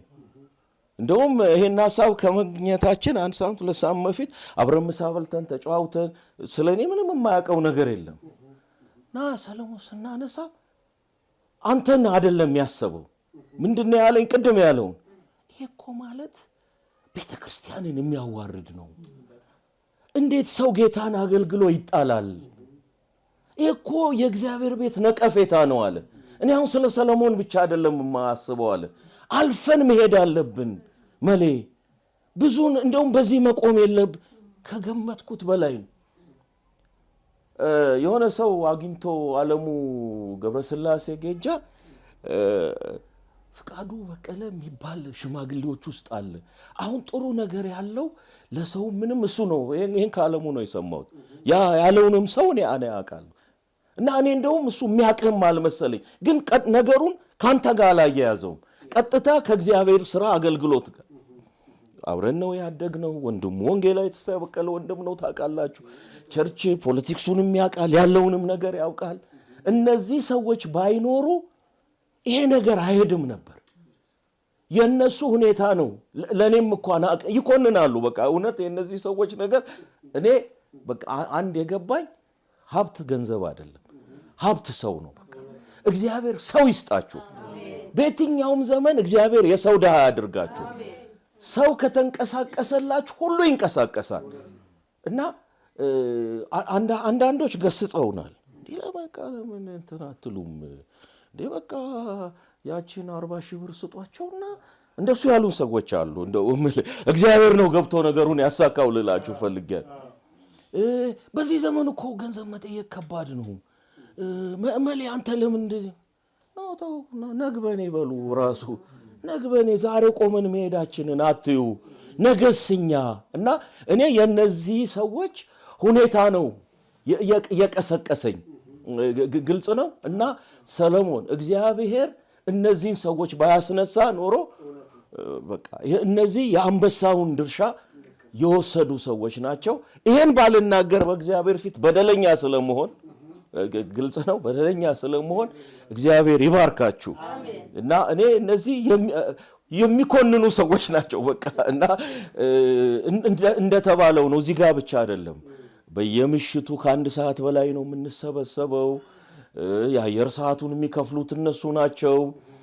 በቃ ገባሆይ ደረስኮይ በቃ ያው ዓለሙ ገብረስላሴን የበለጠ ስብሰባ ላይ ያለውን አቋም ታውቃለህ። ድሮ ባይብል ስተዲ አብረን አገልግለናል። እና አሌክስ ከ15 ቀን በፊት ነው አጀንዳውን ሰርቶት የሚመጣውና ከዛ እሱ ጋር ያለበት ቦታ እስክንደርስ ያስረዳን ነው እንትን የሚለው። እና አክብሬያቸዋለሁ እነዚህን ሰዎች እንደው አቃቸዋለሁ። ድሮም የበለጠ ደግሞ ተጠግቼ ሳያቸው አከበርኳቸው። እግዚአብሔር የወለዳችሁትን ይባርክ። እግዚአብሔር ድካማችሁን ይባርክ። እግዚአብሔር ዋጋ አለው። አምልኮ ማለት ይሄ ነው። በቃ ሌላ አይደለም እኮ መድረክ ላይ መቆም አይደለም። ይሄው ነው በቃ አገልግሎት ይሄው ነውና እኔ ደስ ብሎኛል። እግዚአብሔር ከናንተ ጋር እድል ስለሰጠኝና የበለጠ ጠጋ ብዬ እንዳውቃቸው አድርጎኛል። እነዚህን ሰዎች ማጣት አልፈልግም። እኔም እግዚአብሔር ይባርካችሁ። ይሄን ለመናገር ፈልጌ አምላካችን የእግዚአብሔር ስም ብሩክ ይሁን። ጌታ ስሙ ይባረክ። አንድ ቃል አነብና ስለዚህ ብዙ ለማብራራት አይደለም፣ በልባችሁ ግን እንዲቀር ነው። በምሳሌ ምዕራፍ 4 ላይ ቁጥር 18 ላይ እንደዚህ ይላል፣ የጻድቃን መንገድ ግን እንደ ንጋት ብርሃን ነው፣ ሙሉ ቀን እስኪሆንም ድረስ እየተጨመረ ይበራል። እግዚአብሔር እንደ ሰው አይደለም። እግዚአብሔር ስሙ ይባረክ። የጻድቃን መንገድ እንደ ንጋት ብርሃን ነው። ግን አይመስለንም አይደለ? አይመስለንም። ሙሉ ቀን እስኪሆን ድረስ እየተጨመረ ይበራል። ስለ ሰሌ መናገር ብዙ አልፈልግም። ግን እግዚአብሔር በውስጡ ስላስቀመጠው ነገር ውስጤ ሁል ጊዜ ቅናት አለው። ምክንያቱም ብዙ ፖቴንሻል ውስጡ ስላለው እግዚአብሔርን ቢያገለግል ብዙ ትርፍ እንዳለ፣ ብዙ ተጠቃሚዎች እንደሆነ፣ የሱ መቆም፣ የሱ ማስተማር፣ ከሱ እግዚአብሔር ከሰጠው ነገር መውሰድ በጣም ቀና ነበር። እግዚአብሔር ግን እንዲህ አይነቱን ማንም ሊይዘው የማይችለውን መንገድ ከፈተ። ስሙ ይባረክ። እግዚአብሔር ከፈተ። ስለዚህ ምን እንላለን? እስኪ ይህን መዝሙር እንዘምር። በእውነት ውስጤ ደስታ ስላለን ምን እንላለን? ስምህ ይመስገን፣ ሁሉን ለበጎ አየህ እንሆናለን። ባካችሁ ይህን መዝሙር እንዘምርና እንጨርሳለን። 1 3 ምን እንላለን?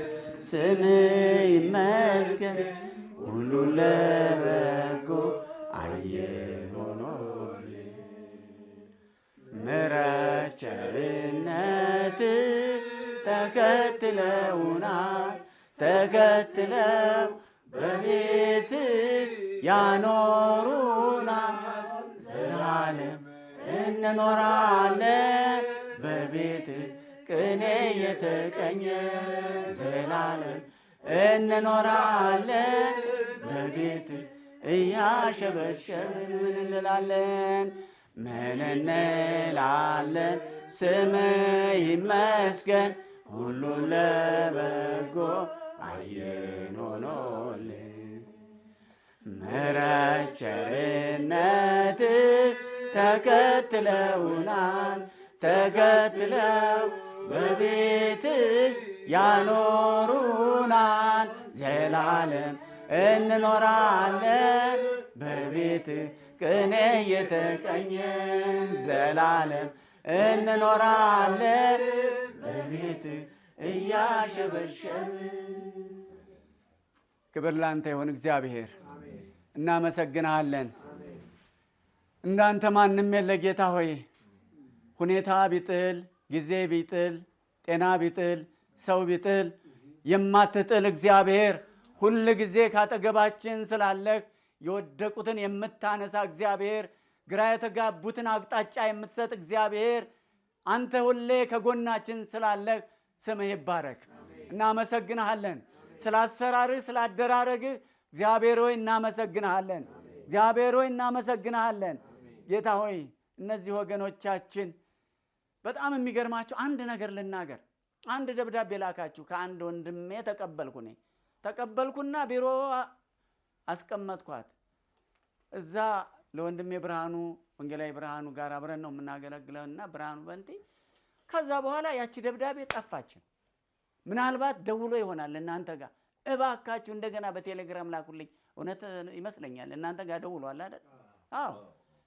የሚገርማችሁ ምን ያህል ጠላት እንደሚዋጋ፣ እግዚአብሔር ግን አሸናፊ ነው።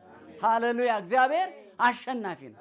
ምንድን ነው የምንል? እኔም ወስጃለሁ፣ ለአንተም ሰጥቻለሁ። አንተም ደግሞ ለዚህ ጉባኤ ለማቅረብ ለሽማግሌ ተቀምጧል። ጠፋ። ግን ጌታ ግን ትልቅ ነው። ሃሌሉያ! እግዚአብሔር ትልቅ ነው። እግዚአብሔር ትልቅ ነው።